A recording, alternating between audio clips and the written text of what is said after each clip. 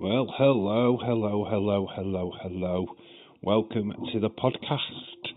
We're going to invite you, William, in a second. Let's just get people into the chat first. Obviously, people just watching the predictions video, which just dropped inappropriately. I wanted to get that out sooner, but obviously had another video to get out today as well on the movie channel. Very hectic day for me filming wise, but glad to be in that position now to get it done. So Willie Mency, shout out to you. How are you doing, dude? Hopefully you're well. And once we get people settled, we will crack on with the podcast. It is just our best favourite Wrestlemania moments. I have no notes, so I might be just doing this off the fly. Yeah, no worry. Yeah, just wait people to come into the chat first, and then we will crack on. Obviously, just waiting for people to realise, hey, he's live. Oh my gosh. People in the comment section so much. I was about to watch that. The predictions video. Get it watched, dude? Watch. It's there anyway. It can be watched anytime. That's the whole point of it. You can go watch it anytime you like. Long time no chat, says David Paul. Hello, shout out to you. Stephen, hello, shout out to you. Hope you are good, bro. Always do it off the fly. Yeah, mate, at least we haven't had the drama this week. I mean, honestly, 2 weeks ago when we had all the drama going into the live stream, I had the wrong live stream. The chair broke. The movie channel video. It's all right. Just watch that whenever you get a chance to, dude. It is good. It's raunchy. It's all the raunchy videos from 1980s. I need to do more videos for that channel. I need to really push promotion for it. It really needs inspiration. Any kind of advice anybody can give me, any suggestions for the movie channel, please fire away, because I am open to all suggestions.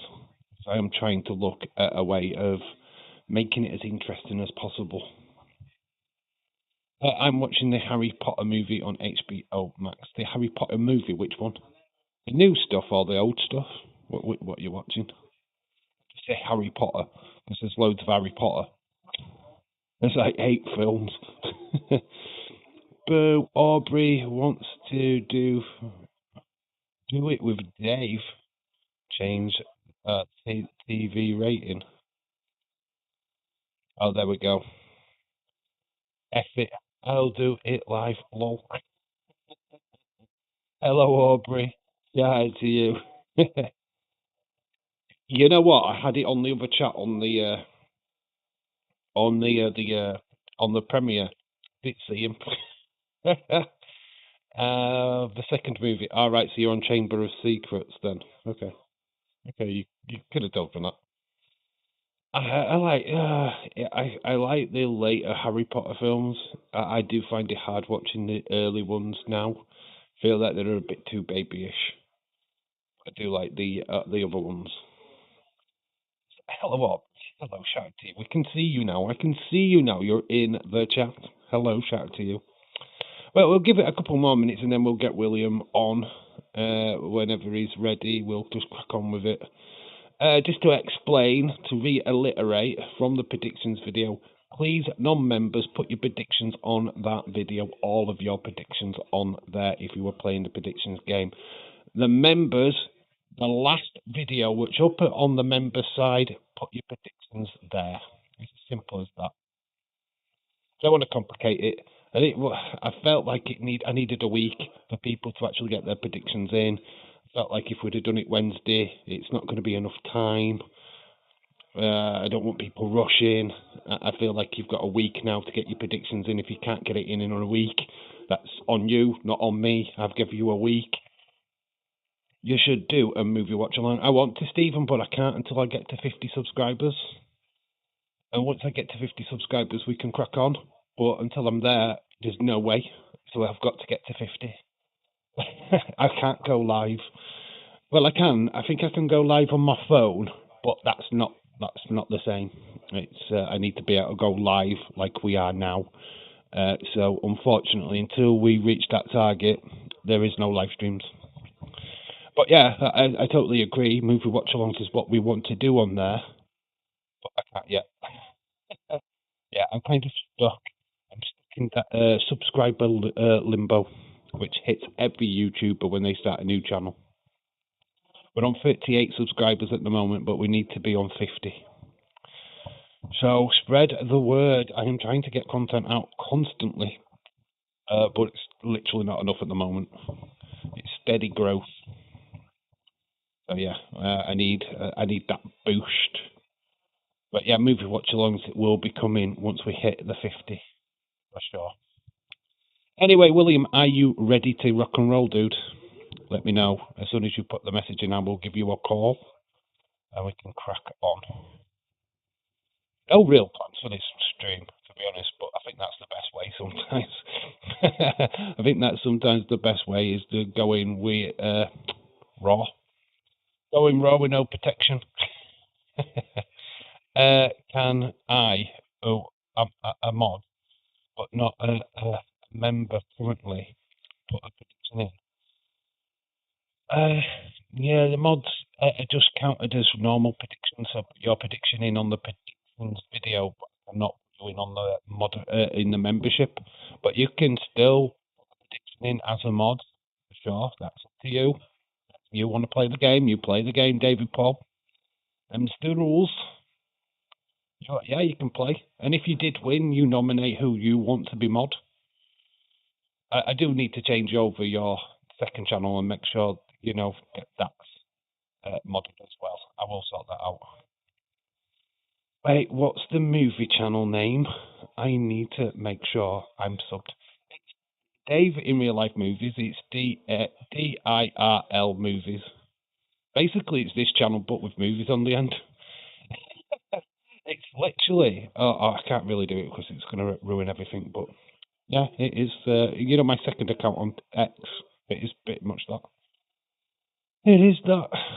The link for it is in the bio of my videos and of this live stream. If you want to find it, it's there. Can I be a mod? Yes, you can be in the predictions game. I can help and post Daze's chat. And yes, born ready. Right, yeah, yeah, here we go. Let's crack on then. Let's get it going. Here we go again on my own. Down the only roads I ever known. Right, go on, let's go to calls. Let's give William a tinkle. Let's go to the last one. Look at all these calls. Video call.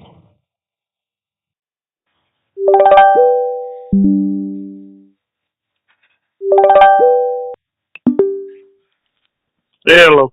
Hello, buddy. Let's just sort your camera out here and large that a bit. There we go. We've got you in full shots. There we go. Hang on. Boom, Oh man, back. now I got the shadow issue. I gotta change my lighting around. Oh well. No worries, bud. How are you doing? I'm doing pretty good. You? Yeah, I'm great. Yeah, obviously, topic of Busy conversation. day, man. The topic of conversation will eventually lean to Don't Cody say Rhodes. Don't say that. Okay. Oh God. I knew it. I knew it. It will get there. It will get there at some point. But I'm going to try and avoid it as long as I possibly can. I just put it out. Yeah. It's the same. I bet you had all this last night on Dazers. Yeah. I bet you were sick of it. It's funny because it honestly is amusing when Daze loses it and he just can't take it, and he just oh my God, he just honestly I just laugh and I'm like, come on, man, power through it, and I'm trying to help him in like the chat, and I'm like, I wouldn't let anybody say fucking shit about Pat, and it's just leading up to it, because you want to keep Dave, you want to make him kind of happy. So that's kind of what we have to do, we got to try to,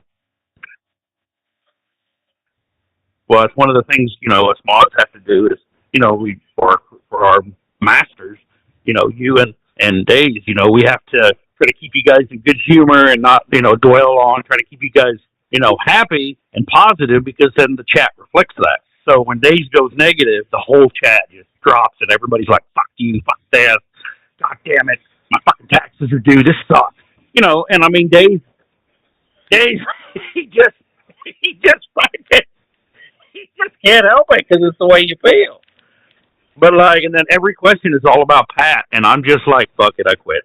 I just throw all my pay. I have all the stuff lined up that, okay, well, if people start talking about this, I can change it. No, it just goes to shit. Then I go over to your chat, and then it's Cynthia and Leeds Love Fest, and then Bonkers was in there last night, and I was like, oh my God, Leeds and Bonkers. So I was like, no break for me. I'm going to go back over to Dave. See what before this breaks out. It's like, man, everybody's just on edge, and I guess it's just that time of year. I don't know. I think what was good last night is that we had that massive distraction with obviously doing TNA. Yeah. We had a wrestling show to watch. Dave was stuck in MANIA for 2 hours, where he had to talk about it. I could just deflect last night and go, no, I'm talking about Leon Slater. I'm talking about Frankie Kazarian. I'm going to talk about TNA. That was the easy part for me, because we ended up having a really good time last night. Our watch-along was fantastic. I had to tell Cynthia off for mentioning certain names. It's like, Cynthia, we're spending all this time not wanting to talk about these people, and you're talking about them. Give up. Yeah. But I'd come in there and I was watching, I'd come in there because, I got to have my breaks, and I can't, all the negativity with depression and everything, it's just not good for me. So I can't, even though I'm working, I still got to have something, something entertaining. So I'd come over in your chat, sit there, and then I was just like, okay, so, I mean, you killed it, man. You did. And the chat wasn't that bad. Cynthia wasn't that bad with it. She was just, that's the conversation. It's kind of a big thing. It's on everybody's mind. Yeah, she just brought it up. And I said, look, you're the one that hates these people more than anyone, and now you're talking about them. We were having a nice little stream. Dave. Go on, mate. You want to know anything about Cynthia? She loves drama. She loves it. Oh, because look, like you've seen before, first we had the Aubrey and Bobby thing, and then we went from there, and then Bonkers started hitting on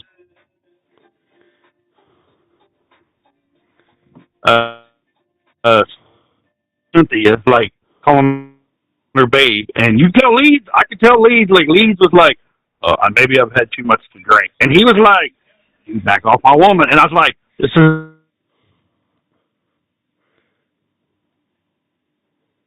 Like, hey, Dylan. And then, it was just funny. Leeds is in the chat. Shout out to Leeds. Cynthia is here as well. Hello, Cynthia. I'm just like a man without a country. I'm just like, I want to watch a show and not think about all the bullshit. Yeah? You still there? Oh, yeah. What? I'm still listening to you, dude. You keep cutting out a little bit, but you're fine. Oh. Yeah. Daisy's audience must be younger. Yeah, we got a storm coming over. Weather's been pretty hit and miss over the weekend. Aubrey says that Daisy's audience is much younger, so they're going to go with whatever he thinks. Yeah, it's true. It's true. But you know what I mean? We have got our own minds. Yeah, you're not going to go into... Yeah. Well, that's what I mean. Well, see, I can come in here on your stream, and I can, relax with adults. And even though, we still like drama. All of us adults are like, we like gossip. We like to hear stuff. And, we're all kids at heart anyway. But, I mean, we kind of like want to, we're kind of tired. We don't really want to hear all the negative bullshit. We want to talk about, the good things that are going on. I mean, and that kind of, does that kind of hurt, the conversation overall, because there's more negative right now happening in wrestling with Ari Emanuel doing his bullshit. I mean, there's so much negative things going on, but I mean, I still got to enjoy the show that I'm watching. I mean, I'm I'm not here because I want to deal with all that crap. It's like, fuck all that. Yeah, go ahead, man. You said, I think. It's like when you look at the WrestleMania card, it isn't sold on just Cody and Randy. It's not sold on that at all. You actually look at that match card. Honestly, watching the predictions video, you look at Drew McIntyre versus Jacob Fatu. You're looking at Stephanie Vaquer versus Liv Morgan. You look at Brock Lesnar versus Obafemi. They're going to be the matches that entertain. They're going to be the matches that will get people's attention. The Cody Randy matches lost people's attention now. It's easy to talk about because it is the hot topic. Everyone's talking about it. All the social media, all the YouTubers are all chiming in that it's a big, massive misstep. They've messed this up, and they have messed it up because they had a simple story to tell. And they couldn't. They decided to do this. They listened to TKO, which who the fuck are they? What do they know about wrestling? Absolutely fuck all, because they're not a wrestling promotion. They're just a business that gives money. Do you know what I mean? They're just a sponsor, a glorified ownership. See, Dave is trying to point out that, that this is a work. He's going through his head, and this is a work between to show why SmackDown has been so bad lately. But, I'm not buying that. TKO putting pressure. All that does is open it with Emmanuel, with that storyline. And I guess it is true. He's trying to be like he's sucking Pat's dick or Pat's sucking his dick, whichever one's doing which, probably both at this point. Pat's in there, and he is selling as a heel. Tickets are selling. I don't know how much of that goes towards the, Pat McAfee. Everybody just wants to see him get punched in the face. I don't know, how much of that is for that. They're really hoping that the payoff on Pat McAfee is going to be huge. That's what they're hoping for. But the thing is, I don't give a shit. Yeah, but the casual fan will give a care. shit. But us that are old school don't give a shit because we can see where it's going. We know what the payoff is. We can see it a million miles also, away. They fucking spoiled it. So we know it doesn't matter if, so Cody's going to lose. Pat McAfee's going to interfere. And then Jelly Roll's going to do whatever with his match. They're going to match it. Yeah, so there's already the match made at Backlash. So we know that, for the Backlash match, Randy's going to have to win. That's the whole... unless, they have Cody retain, but that's just stupid because the way they built Randy before Pat McAfee, so Pat's going to interfere, and then that's going to set Jelly Roll off because he's Cody's buddy, and then there's like a fight after that. It isn't going to make any fucking difference. He's involved in the storyline now. Yeah, now. That's what I mean. It's not going to... So we know that Randy's going to win, so they spoiled the fucking match. We don't really... And we know that Pat's going to interfere, and nobody really gives a shit. It'd be nice if, for me, I wanted to see Randy and Cody go at it because they come in at the same time. They're generational talents. It's legacy. It was Randy became Cody's mentor in the early days. Legacy. The storyline was already made. Didn't need all this bells and whistles added to it. Yeah, but also tickets. Yeah, but it's Rhodes versus Orton. So you got, they're both their daddies were big names in the business. Yeah, Cowboy Bob and then Dusty Rhodes. Dusty Rhodes is, he's a bigger name than Bob Orton. I would, by far. But that was the story. Family versus family. There's more than two families in this industry, the story was there and everybody was happy to see it and it was good. And they bring in Pat McAfee to fuck it all up. But it's bringing in, I just don't know how much it's going to bring on top of it. And for me, I wasn't even paying attention like I was in your chat. The Demon Balor, Demon Balor versus Dom. So I'm thinking, okay, how the fuck did I miss this? And all that bullshit and all the belly aching and crying and stuff. And I didn't even see that part on Raw where where Balor, said, "Oh well." It was basically a vignette. Not even that. He sat there in the vignette. It's literally a blink and you miss it segment, right? Because he's talking about how he's going to get Dominic, blah blah blah blah blah, and it's not just going to be me. What's coming? And then his eyes, just put the little bit of the makeup around his eyes, and that's it. That was it. That was the tease for Demon King, right? So that was that. And it's like, Demon King's coming then. Yeah, and we should have had, we should have had a little bit more build. I mean, that's a big story, though. That's the stories you want to tell. The Randy Orton. I mean, imagine, and then they should have done more with the Balor thing because everybody's wanted the Demon Balor to return, and we know. I mean, I don't care. You can bring out the Vikingo, and he can help Dom. I don't know why he would, but I don't see that. He can come out and help. I think help Dave Dom is retain. Yeah, I think Dave has gone on a little bit too much about AAA being involved in WrestleMania. They're not. I don't see Vikingo at WrestleMania. I really don't see it at all. I know I mentioned it in my predictions video, but I just don't see it. I don't see why they're not putting the Mega Championship up on the line. I stated this in my video. It's like a missed opportunity. If they want a AAA to be a representation at WrestleMania, put the Mega Championship on the line. Finn versus Dominic, job done. They ain't doing that. It isn't on the line. So, WWE don't give a flying fuck about AAA. AAA's doing their thing. WWE's doing their thing. There is no divide. There's no the worlds collide bit going off right now. They ain't doing none of that bullshit. Forget it. There's so much in WrestleMania. And I mean, don't forget, it's not just us fans. Yeah, there's no Mr. Iguana. There's no Vikingo. It's not happening. Forget it. They're not no getting Psycho Circus. There's no. It's just not happening. Forget it. I don't care. If they were getting added to WrestleMania, it would be done already. They ain't doing it anymore. Ray got added last Monday. That's it. It's a 6-man ladder match. End all. I don't buy into any of this AAA bullshit. They've got their own shows to promote. They ain't jumping on the bandwagon of WWE. If they were, the Mega Championship would have been on the line in that match against Finn Balor. It's not. It's not even talked about in any of the build to this match whatsoever.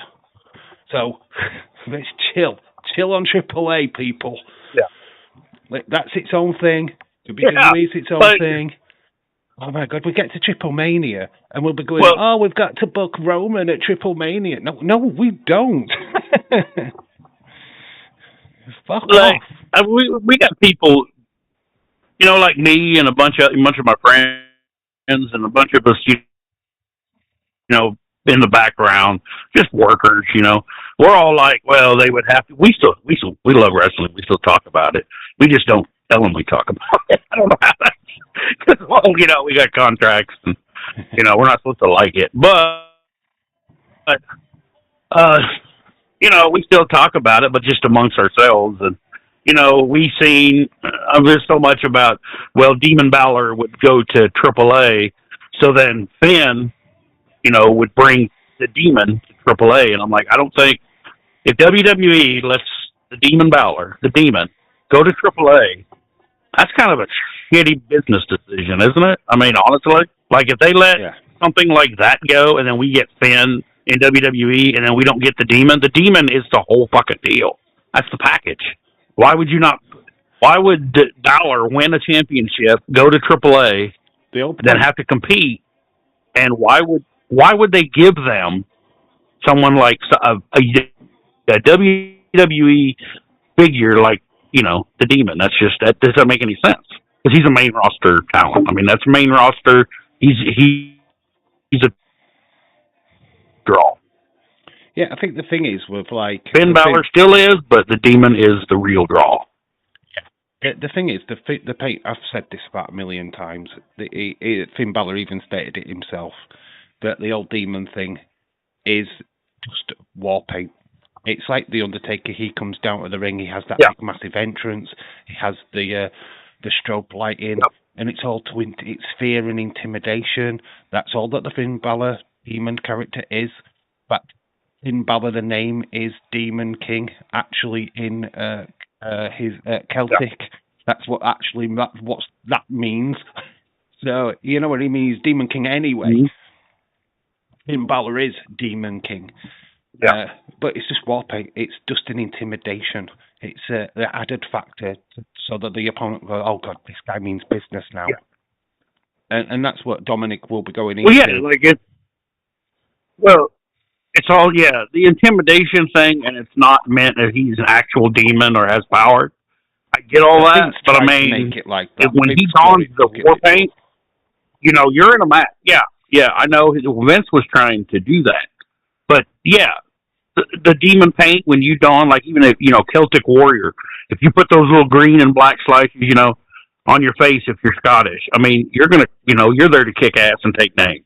You're not, it's not just, we're not just going to wrestle a match. We're going to go to war, Go. I mean, that's what the whole thing is. And I mean, I get that with the intimidation, but it's, we do get, and we can see it in the ring, we get a different Finn Balor when he's the demon. He's just all balls out, no stop, Yeah.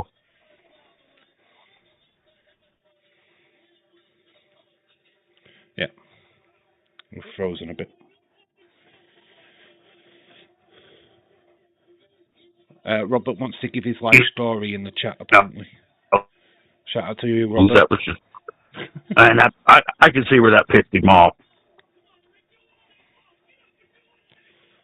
Hello? Yeah, I'm listening. Oh, okay. You froze for a bit, and then I started reading the chat. Oh, you broke out. All I heard was Robert.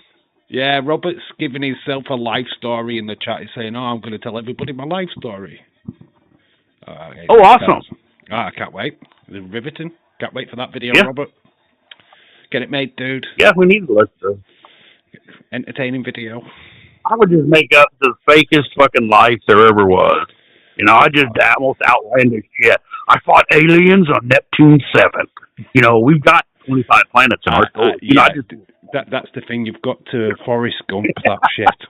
Got to Forrest Gump that shit. I met Elvis, and he helped me break away from my nobody's going to feed them. Oh, sorry. Best mates with Michael Jackson. Oh my gosh. Yeah. If you thought what he did to Bubbles was bad, you want to see my ass? Oh, no. With the Michael Jackson shit, he was a when kid. People defend him, but when people defend him, I'm a child myself. I'm an overgrown man-child. I don't got fucking swing sets. I don't got fucking Ferris wheels and shit in my backyard, and whoa. Let's be realistic, though, William. Let's be trying realistic. To get kids. If you were a billionaire, and I'm just saying that's weird, man. Like you can't. Yeah. But if you were a billionaire, wouldn't you have a fairground in your back garden? No, I'd have a stripper pole and like 50 titty bars, just so I can go to a different titty bar every night. I mean, I'm just saying, I'm a different guy, I guess. That's not weird. The kid thing, okay. Yeah, that's not weird. 50. That's not weird at all, William. That's completely sane. Okay, but you want to go to my bars in my backyard? You want to go to fucking Graceland and look at Elvis's dirty underwear, or do you want to come to my fucking goddamn place and go to 50 bars? That's what it would boil down to. It's time to look at Elvis's dirty underwear, or come and look at my dirty underwear. Which do you choose? I'm going to the titty bar. I'm going to go visit William Hensey. I'm going to go to Hensyland because, he's got titties. They got titties there. I'm not saying bring the family and kids. That's probably not. I mean, I imagine I would find, could you imagine a family? That would be an awesome fucking, show. Take a fucking Amish family and have them go sit in a titty bar. And just, sitting together and just have that experience and look at their reactions. That would be hilarious. The William Hensey titty bar. Yeah, and then have, an Amish family for himself. I know, but then you'd have... because you have the whole, the kids, you have everybody there. And they're just, wouldn't that be hilarious? Would you watch that? I would. I'll be like, let's watch this Amish family. Oh, there's a nipple. Think that, Joseph? Brother Joseph? What do you think of that? That's Reynolds. Anyway, shout out to you. Welcome to this, special, Wrestlemania special. We're all about the boobs. People in the titty bar. No, I mean, those are the kind, like, if you're going to shock us and stuff. We're rebooking WrestleMania, guys, to Titty Mania. Yeah, Titty Mania. Yeah, Titty Mania. We've got a fatal four-way titty match.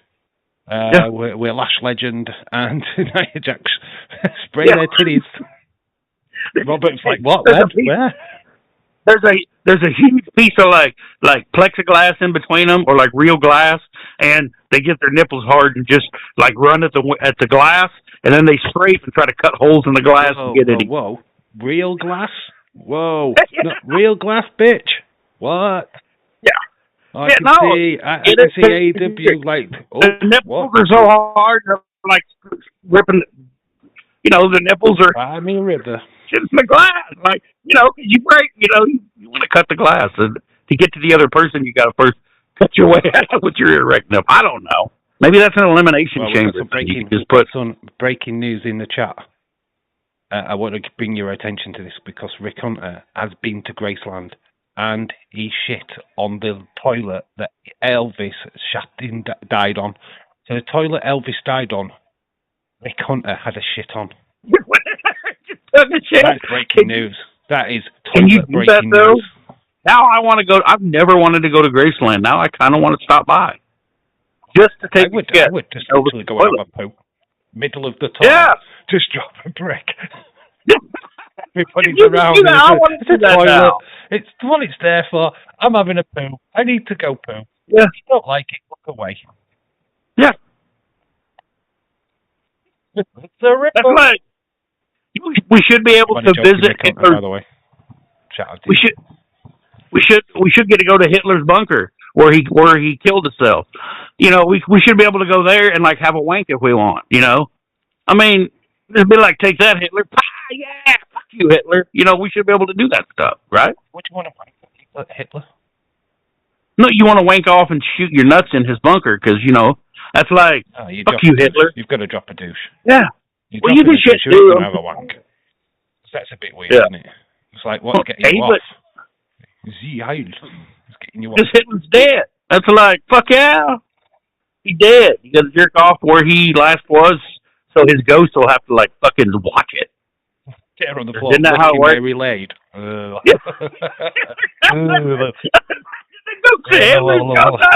licking your balls.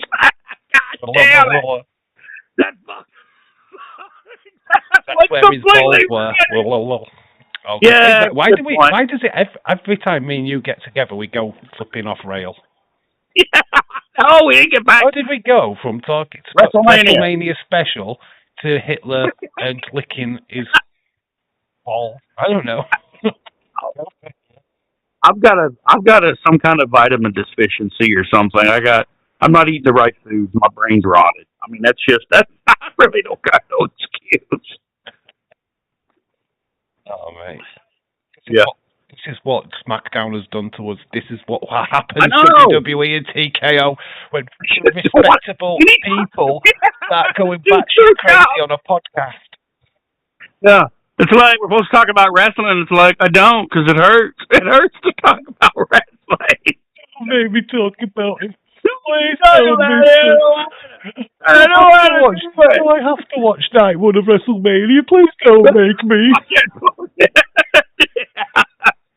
You can imagine them using that as torture in prisons. Yeah. Yeah, you've got to watch night one of WrestleMania. Please don't, Mr. No, it's a fair comment. Like the hardest ass in the motherfucker is like some 1,000-yard stare, fucking nothing bothers him. He comes out of there crying. It made me watch Mania 1. Fucking dirty bastards. Oh, shit. Yeah. Let's try to get back on wrestling, so we could probably try to move to, I don't know at this point. I'm trying not to talk about the whole point of the live stream. Let's get back to it. The whole point of the live stream is WrestleMania greatest moments. Yeah. What is yours? WrestleMania's greatest moment. Yeah, Actually, it's either a match or a moment what's been on the show. What was it? For my WrestleMania moment, the very first one. I mean, I was a little kid, and I mean, just seeing it, like, because we had family working in it. You know, well, not theirs, but not at that. You had people around the Rumble at that time. But yeah, families all around. So we're watching. Territories are over. You know. Yeah, this was like the end of the territories, wasn't it? This was like no one ever talks. Yep, but no one ever talks about that. It's always, oh, well, this signaled the end. Everything's over. No, but in the business behind it, it was amazing because it's like hope. We had shooters and we had so many guys that were just so good. But seeing that show, it opened up an entire new, because wrestling was a circus act. It's just, that's pretty much what it was. And even in territory days, I mean, you had like Memphis wrestling, and everybody was trying to do something or do stuff like that, and it was just looked at as a joke. It wasn't mainstream. It wasn't ever going to be, we weren't ever going to be, hey, this is going to be a big deal. But when we saw the pageantry and just the sheer magnitude of what it actually looked like on very first WrestleMania, it was amazing. Yeah, but because it's a fun fact though that WrestleMania is not the first big show. It's not. I know that, but it's like Starrcade, Clash of Champions. They all started way before WrestleMania did. But the problem with them, they were all on network television. Yeah, they were pay-per-views. They were just specials. They were big specials on normal television, so to say. Yeah, but when you're setting and Starrcade didn't really pull down that's just, okay, well, they had a big show, or, It was on telly. It wasn't, it was just like on a network. It was not a pay-per-view. But that's what I'm trying to say. When WrestleMania, that very first one, when it come out, it wasn't really put on, it was just the fact that we can go to another level. Everybody started seeing, like, everybody was excited and happy because there's a higher level to go to. It's not just, I'm the best here, you're the best there. It's, we can actually prove, or, we can actually compete, from our respective, areas where we operate, like our regions, and then, or territory. But, it became more than that. It's kind of like if you have like nationals, I guess, and then you have like, well, this is the playoffs and here's the Super Bowl. At that moment, people automatically just started saying, okay, well, this is the biggest show that, this is what's happening. This is what we're all going to eventually want to achieve. Because it got national recognition. It took us. But I mean, that's just from the back part of it, Yeah, I get that. Yeah, I mean, territories are over. Signal it wasn't madness, though. It just signaled the power that you could get all the talent into one place and make a mega show. That's all it was, and that's all what Vince was trying to achieve, is that he could have the draw of going, right, Macho Man, you can come and wrestle for me. I can get a Hulk Hogan, who he already had. And he just started inviting all these wrestlers. But when you look at when like Dusty Rhodes finally signed for WWE, he was against Vince. So naturally, Vince thought, you were against me. I've got a gimmick for you. I want you to come to my company, but you're going to wear black and yellow polka dots. Same with Terence Taylor. He was a booker, promoter, who was against Vince McMahon. Hey, you're going to come and work for me, but you're going to be the Red Rooster. That was Vince's way of saying, I'm dominant. You were against me. Now you work for me. You will wear what I want. I mean, Dusty didn't give a fuck, right? He wasn't bothered about the polka dots. He just lived that dream. He was like, oh, fucking hell, I'm on the big show. Yeah. I don't care. I'll be American Dream. I will be your puppet. I don't care. That's what I mean. As a fan, but as a fan, you look back and you see all this hardship and this heart, this just their heartache and everything. And in actuality, it's like, yeah, give me 15 times what I make in a year, and give me 15 times that, and give me a polka dot suit. I'll wear your polka dot suit. You don't know how many territory days guys. I mean, these are champions. You know, like.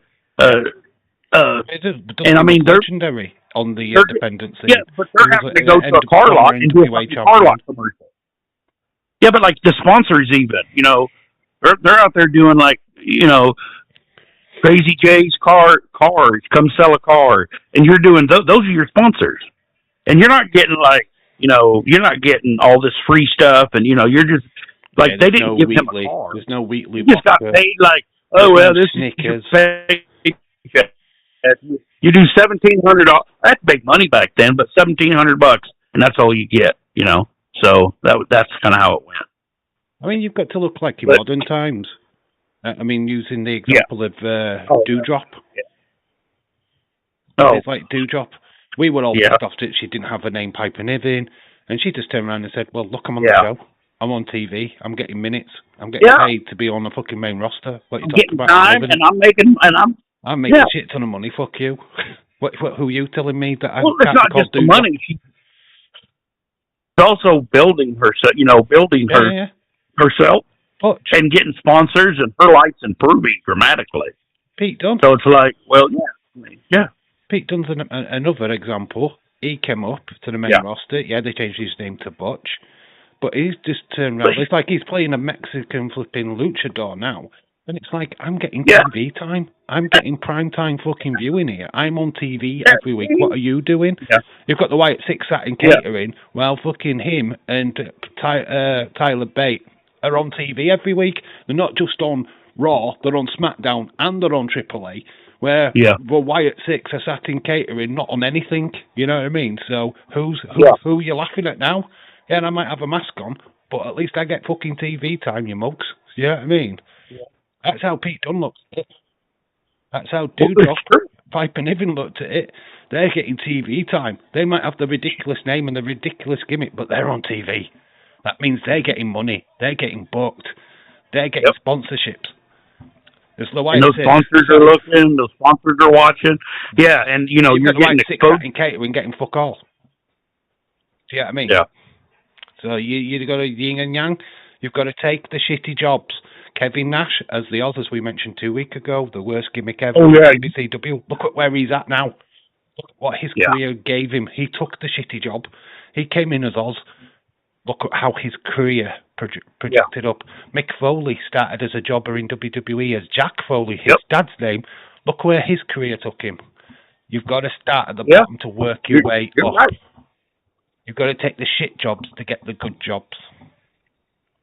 Well, that's like his eating territory days. Even the best guys, the champions, the Jack Parcell and all these guys, they still had to do shit work. They didn't, you know, they weren't getting paid like, you know, even though the times were different, they weren't getting paid nowhere near the compensation. Well, there wasn't no sponsors. There was no national anything.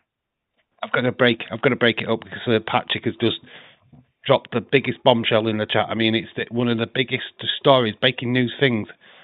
Guys, do you remember when Vince screwed Brett at Survivor Series? Oh, you know what? I completely forgot.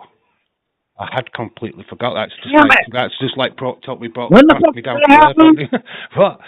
I don't know. Do we remember this? It's only the biggest fucking story in professional wrestling. What happened? This is breaking. What the fuck just happened? Do you remember? No, we totally forgot. Yeah, keep my mind. Blind eye to that one. Nah, it wasn't the biggest story in wrestling. Oh, you know what I'm gonna say, Dave? Right here, I'm saying it. I think it was a fucking screw job. I'm just saying. Don't fucking blame me for shit. But I think it was a screw job. And I think if it happened in Montreal, it was called the Montreal screw job, right? Do you know what else? Shawn Michaels knew about it as well. Oh, did you know? Oh, my fucking, I'm done. All right, podcast over. I'm done. See you guys. Mate, what's going to blow your mind? About 20 years later, they made up, and Brett came back to the company. I mean, whoa, mind blown. And then Vince said that Bret Hart never punched him in the locker room after, like that never happened. And even though other people talked about it happening, and people in the locker room that were there that day, they watched Bret Hart punch out a little bit of wrestling. Yeah. Yeah, you've learned something today, Cynthia. Thanks to Patrick. Patrick, we've all learned something today. Thank you, Patrick. Holy shit. Oh, mate. Oh, God.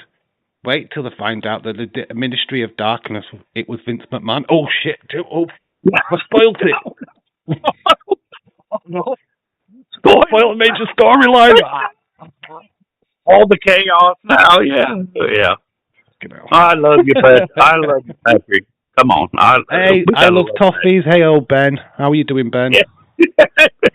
Ben joined us last night for the first time in the TNA live stream. Shout out to you, Ben. Overturn. Still fuck. Shout out to you, Ben. How are you doing, bud? Yeah, but okay, we talked about our WrestleMania one. It was very impactful. I think WrestleMania 2 sucked ass. I think they tried way too much. They split it up into two venues. Yeah. So one started, then the other one started afterwards. It kind of got lost itself in the shuffle because they finished the first one with the Battle Royal with the NFL players. And then obviously the second one was Hulk Hogan versus King Kong Bundy. It was shockingly bad. It's probably one of the worst main events in WrestleMania history, in my opinion, because I don't think the world was ever there for that. To be quite honest with you, it wasn't just there was no around that time for that match. Well, also Bundy was in poor health, like even leading up to it, and he had medical issues that still, like you could tell by Bundy, even in that match, you could tell he wasn't happy, like he wasn't enjoying himself. Yeah, the fact it's the fact that you had Bobby the Brain Eden, what was having surgery, that only was meant to have the surgery, was in for surgery the night before. He had left the hospital to go to the show because he was feared that he was going to get sacked if he didn't show up. Yeah. He actually went back to the hospital after the event and had his surgery. I mean, this is insane. Why is that happening at WrestleMania fucking 2? For one, Bobby the Brain Eden was one of the most influential managers and commentators in wrestling history. Nearly lost his job because he had to have fucking surgery. Are you fucking real? Well, that's just the way it was. Like I know it was that way in that day, but he, you know what I mean? To have to do that, he took a bump in that match as well. It's still amazing. You can go listen to Jim Cornette, and he'll tell you, Vince week to week doing Raw, and when they were up against WCW, it was the same. I mean, you could be sitting in Vince's in his living room, talking about the show, setting up a show, and then you can go to the bathroom, come back, and you're already, you have no say in nothing. No one's even talking to you, and you don't know what's going on because it's already changed. I mean, it's, so everything's changed. So everything that you come up with. Who said that story about Vince McMahon? Somebody did say, I think it was Jericho or something like that. Somebody did an interview, and they were saying that they were pitching something to Vince. It was like the best pitch they had ever said. Vince is agreeing with it was because he was eating his dinner. Vince is concentrating on his food. You're thinking that you're pitching this great storyline, yada yada yada. Vince, by the time he's finished his food, has not even heard a fucking word of what you've just said. And well, Vince was like that though. Like things. That's why like the show. Punch him at all. It was like, what did you say? I've been eating my food. Like imagine the shows we could have gotten that Vince didn't change in the last fucking 4 seconds before it goes on air. He would change finishes. He would, he would change so much shit. WWE just after the pandemic, wasn't it? When he would literally come in with a sheet of paper, literally an hour before they went live. An hour. There you go, I've changed the script. What? Yeah. You wonder why there was so much chaos. But still, in retrospect now, them episodes are still better than the pile of ships back down what we've seen for the last 2 weeks. But but in retrospect, I think he's using the crowd noise for that. the crowd noise is he was working off the crowd, and I think I don't know, maybe he worked, maybe that's what did it for him is the crowd and the fact that he understood what they meant at that time, what they wanted, or he gave them what he thought they wanted. So yeah, Vince was always caught in back in the day kind of thing. He never really got the modern wrestler. Yeah, he didn't get the modern wrestler at all. He didn't get how Daniel Bryan or CM Punk could get buzz from the independents. He didn't get that. He couldn't understand that wrestling outside of WWE was important. You get to WWE, that's the importance. You're a superstar now, you're here in this company. That's why you could never say WCW when Vince was around. You could never talk about ECW. You could the competition, you couldn't talk about the competition. They didn't exist in his world. That is true. Yeah. So, my Wrestlemania moment, and I always talk about this, WrestleMania 7, retirement match between Randy Savage and the Ultimate Warrior, and thus the whole thing with Miss Elizabeth reuniting with Macho Man at the very end. Had we cried like a little schoolgirl? No, it didn't. I just loved the story what they told. Yeah. That was WrestleMania for me. That was WrestleMania for me as a kid. You were a mark. You're like most everybody as a kid. That was the moment. What really, like, yeah, I love wrestling. The storytelling, the pageantry, the way they built up that feud, that match, the retirement match. The only reason why Macho Man retired in the first place is because he had to have surgery on his knee. He was never fully retired. He had no intentions of fully retiring. So the match was a farce anyways. It was to get Ultimate Warrior over, him to go and have his surgery, and then they did the fake marriage thing with Miss Elizabeth, which they were already married anyway, so... Yeah. But I loved it. I still just... that kind of wrestle shit that I love. Give me that. Yeah, but like... Okay. Anyway, shout out to you. I understood the index thing in NXT. I understood the index thing, like in NXT with the love story, and then they had like the Edge and Lita thing. That was just stuff. that was hilarious. Right, I've got to admit, the Edge and Lita thing was absolutely fucking real, right? She was dating Matt. Yeah. He left Matt, started dating Edge, and he didn't know. He did not know that they were dating. That's a fact. But they decided, can we use this as a storyline? They pitched it to them. Okay. And they're like, okay.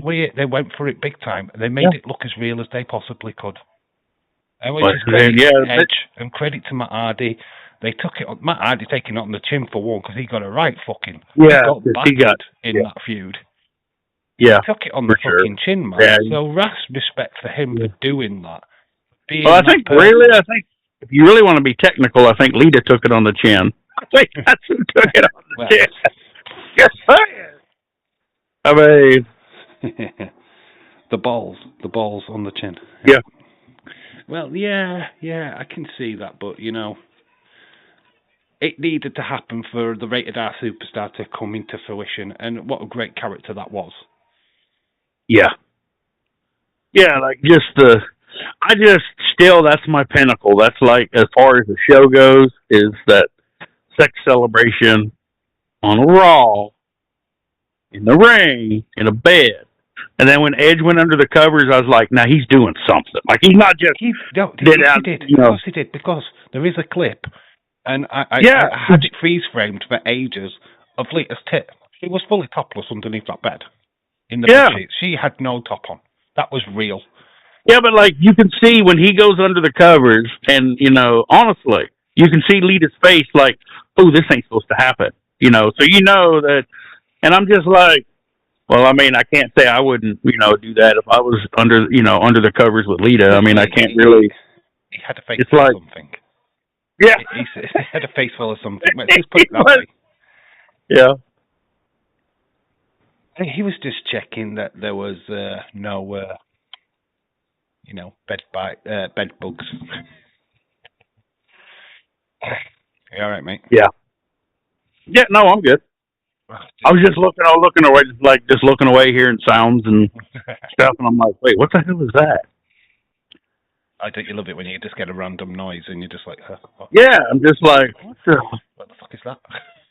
Yeah, the worst part is it come from my phone. I got a text message, and I'm like, wait, what? Because, like, so I was like, well, whatever that is. You know what? I almost had this fucking thing there just when it came from and I thought you were going to say arse.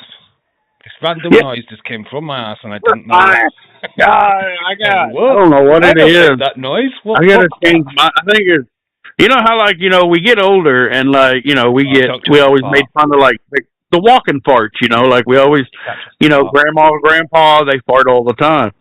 So then, like, I'm just like, man, if my farts get any louder, I mean, I'm going to be causing earthquakes, like, when I get up into my 70s or 80s. It's going to be bad. You get to our age, William, where you don't trust a fart. Yeah, like, well, that's where I'm at right now. It's like, wait a second. So I got to, like, think, okay, wait, do we let it go, or do we... Let's just hold it in. Hang on, wait a minute. 9 times out of 10, I'm just like, all right, well, let it.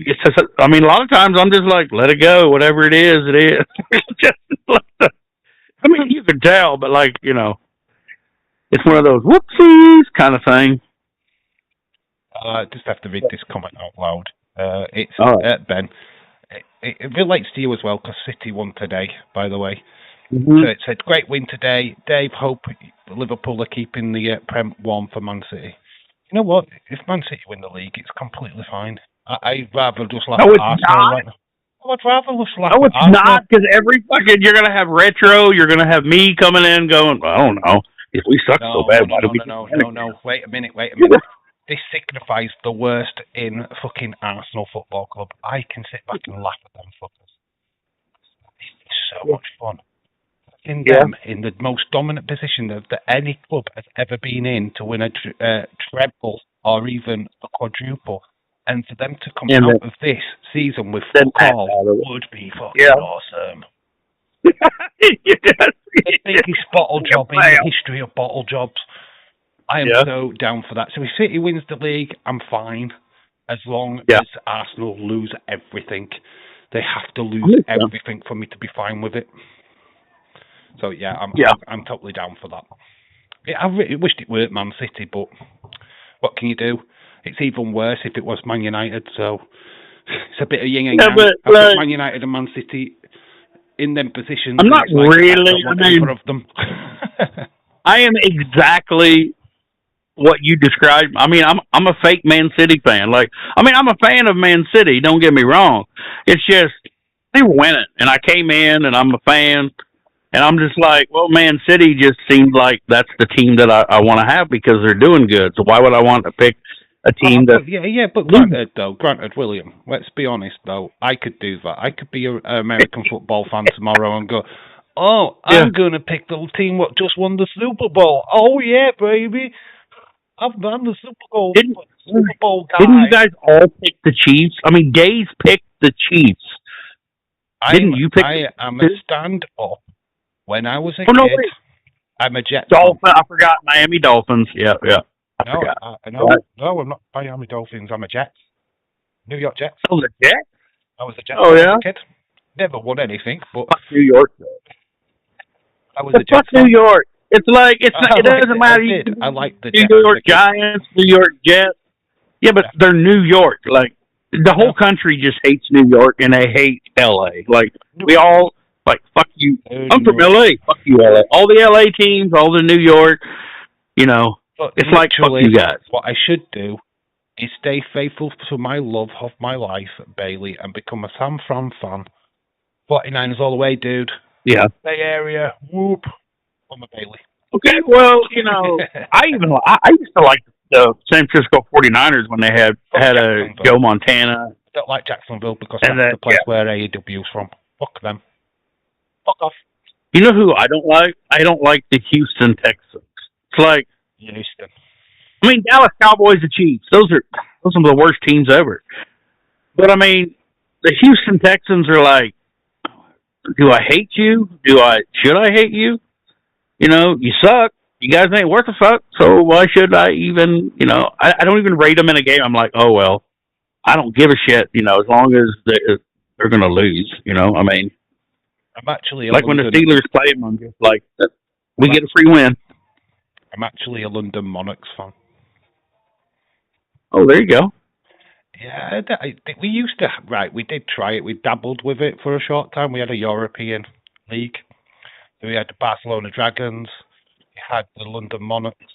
We had a Welsh team. Oh, hey, I was watching our new football league. I can't remember what it's called. Oh, go on. I can't remember what it's called, but it's our football league we got going. Like right now, we got football on.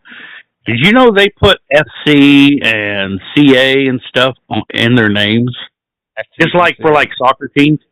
Yeah, so it's like Dallas FC. So it's like they are ripping off your football by putting that FC or whatever in it. They're just owning their originality. Yeah, it's just that's not original when they've only been around for like 2 years, like a year and a half or whatever, only 2 seasons, and they're sitting there and they're like, "We're Dallas FC," and I mean, I'm like, "Oh God, you're definitely not gonna fucking piss off any of the international football players, teams, countries. We piss people off enough. We don't need that." The thing is, though, for me, they don't piss me off because I just don't give a fuck. Yeah, Dallas FC, fuck them. Who cares? Yeah. What are they gonna do? It's like Miami, into Miami with fucking Messi. They can do what they fucking like for me. They're not going to affect the European football, which is the mecca. Your Champions League is the biggest cup competition in the fucking world. Yes. Yeah, but they're ripping it off. They're ripping off your LFC, FC. Yeah, but they're ripping that shit off. They're just like, oh, well, it works over there. I just wonder if it's like if a team's going to come out and be like, what the fuck? Where are you FC? What the hell is wrong? What the hell are you doing? You know, I don't know. I just seen that and I was like, yes, more international incidents. More reasons for people to hate us. Fucking great job. Amazing. We've gone into football now. Wrestling podcast. No, we've gone into soccer. We're all about the soccer, dude. Two or three fucking we're like not even 3 matches into Mania. We're not even 3 matches into Mania, and we're already on that other jet. Oh man, did you see this new Polly Pocket fucking cartoon come out? Oh, it was fucking amazing. You know, I might as well go to that. Remember the cartoons back in the day? Mask? Yeah. Oh my gosh, dude. Man, Transformers, the good ones. Yeah. Just the classics, man. Yeah. Talk about Barbies.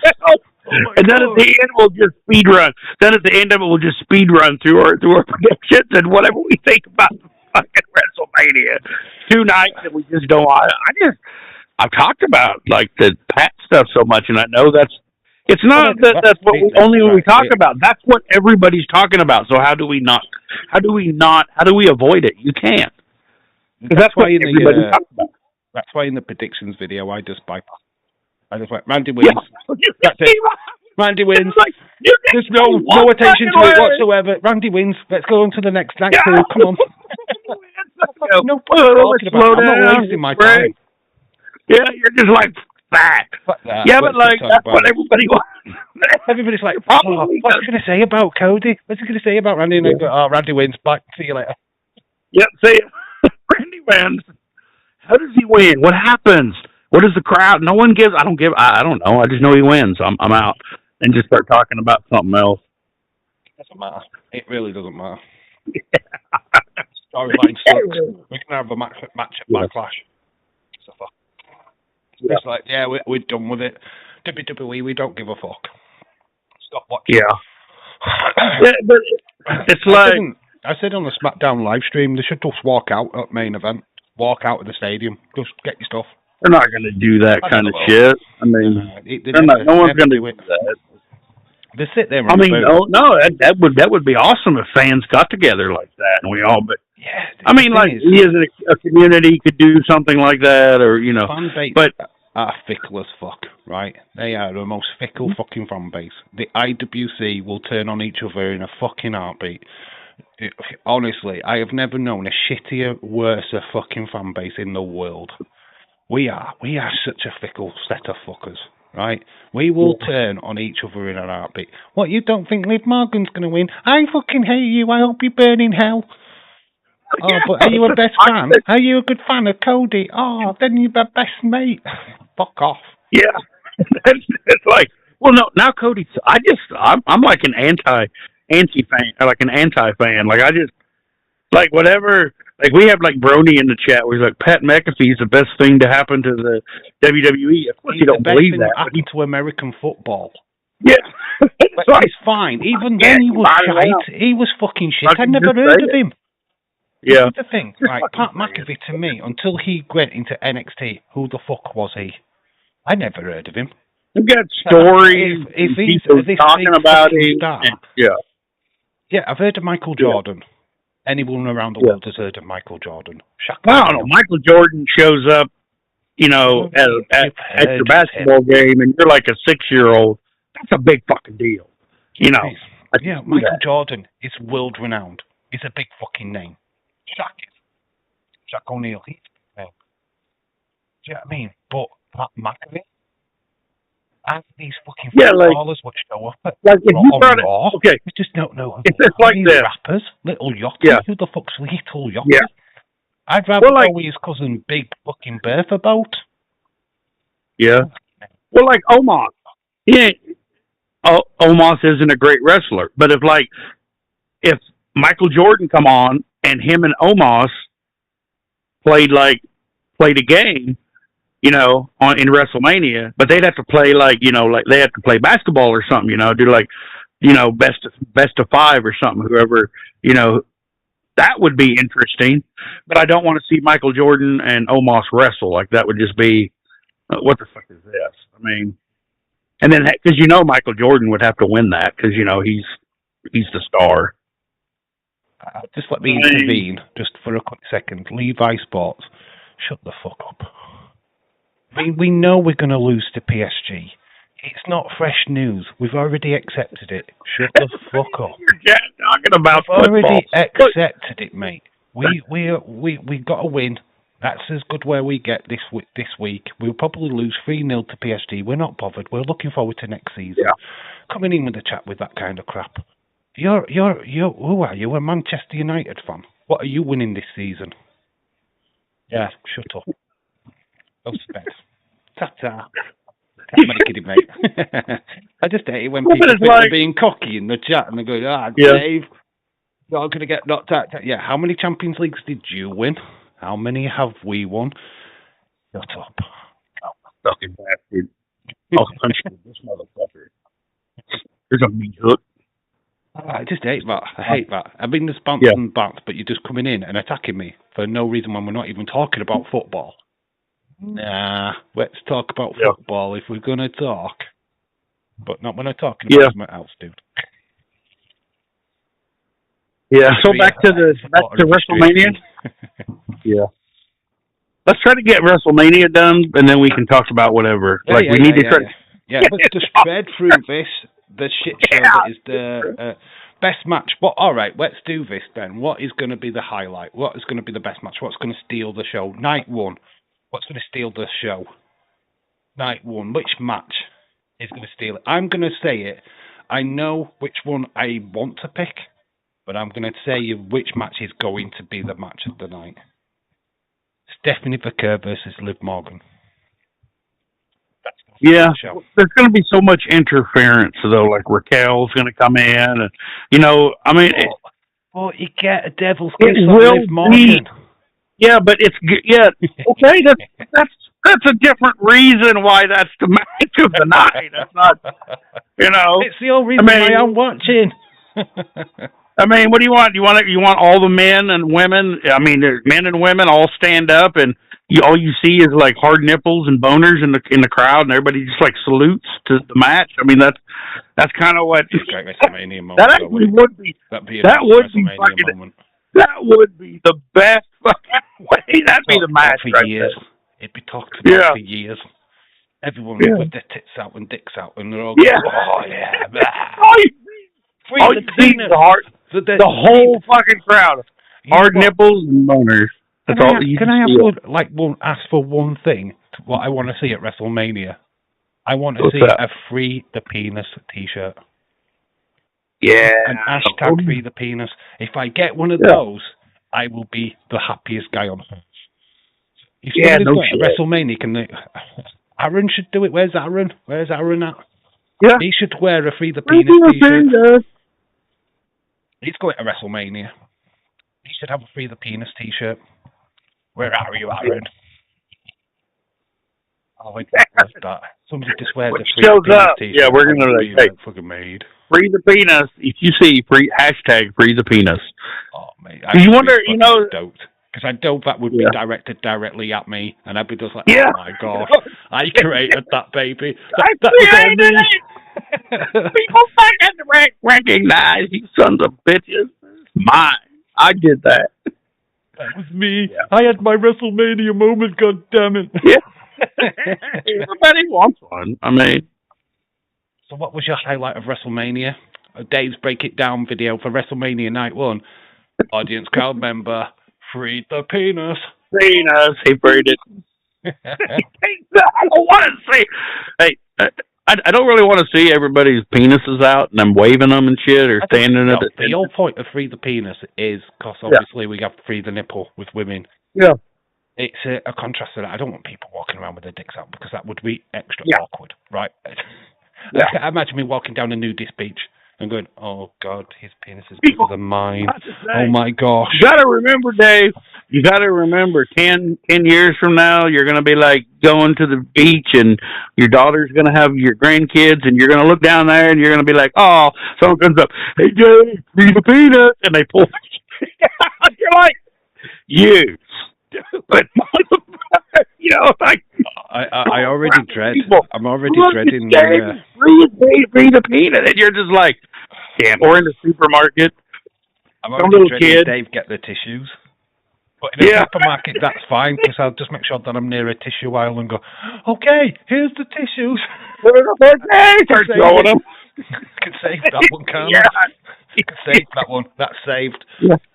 His penis might not be as saved. Okay. Yeah. It's tissues. That's funny. Get the tissues. Here they are. Yeah. Yeah, but I think Stephanie Vicker, actually, I think that, it has potential to have run-ins and it being ruined. But I think it'll be a good match. I really do. I'm intrigued by it because they can go one or two ways. They can take what else off of Stephanie Vicker and put it on Liv and then run the story after that where she gets betrayed by one of the members of Judgment Day. Or they can keep it on Stephanie and then do the interference during the match. Either way, you could go either way with it. I thought they were supposed to have, I think, seeing Steve Austin show up would be nice, like even if it's just at the beginning. I think he always does his little thing. We've got John Cena. Yeah, and John Cena, he'll show up. I mean, that's going to be a big moment. And then, maybe KO shows up or something, there will be big moments, but as far as any of the wrestling matches, what's going to be the highlight? I don't know. It's so up in the air because if we can there's matches that will be good. I'm pretty sure we'll have some amazing matches. I think, isn't Roman and Fatu the on night 1 or they're on night 2? Yeah. Jacob and Roman, are they night 1 or night 2? I think they're night 2, aren't they? Who's that? Jacob and Drew McIntyre and Roman Jacob Fatu. Drew McIntyre and Jacob. Jacob's night 1. That's right. Roman's, Brock Lesnar and Oba Femi's night 2. They kick off night 2. Yeah. That's what I was thinking. That Drew match. Separate. I don't think we could have 2 nights of 2 busty men fucking kicking the shit out of each other. I think that would be too much. And that's why they've separated the ladder match and the Fatal 4-Way match. Yeah. It's multi-team matches, but different nights.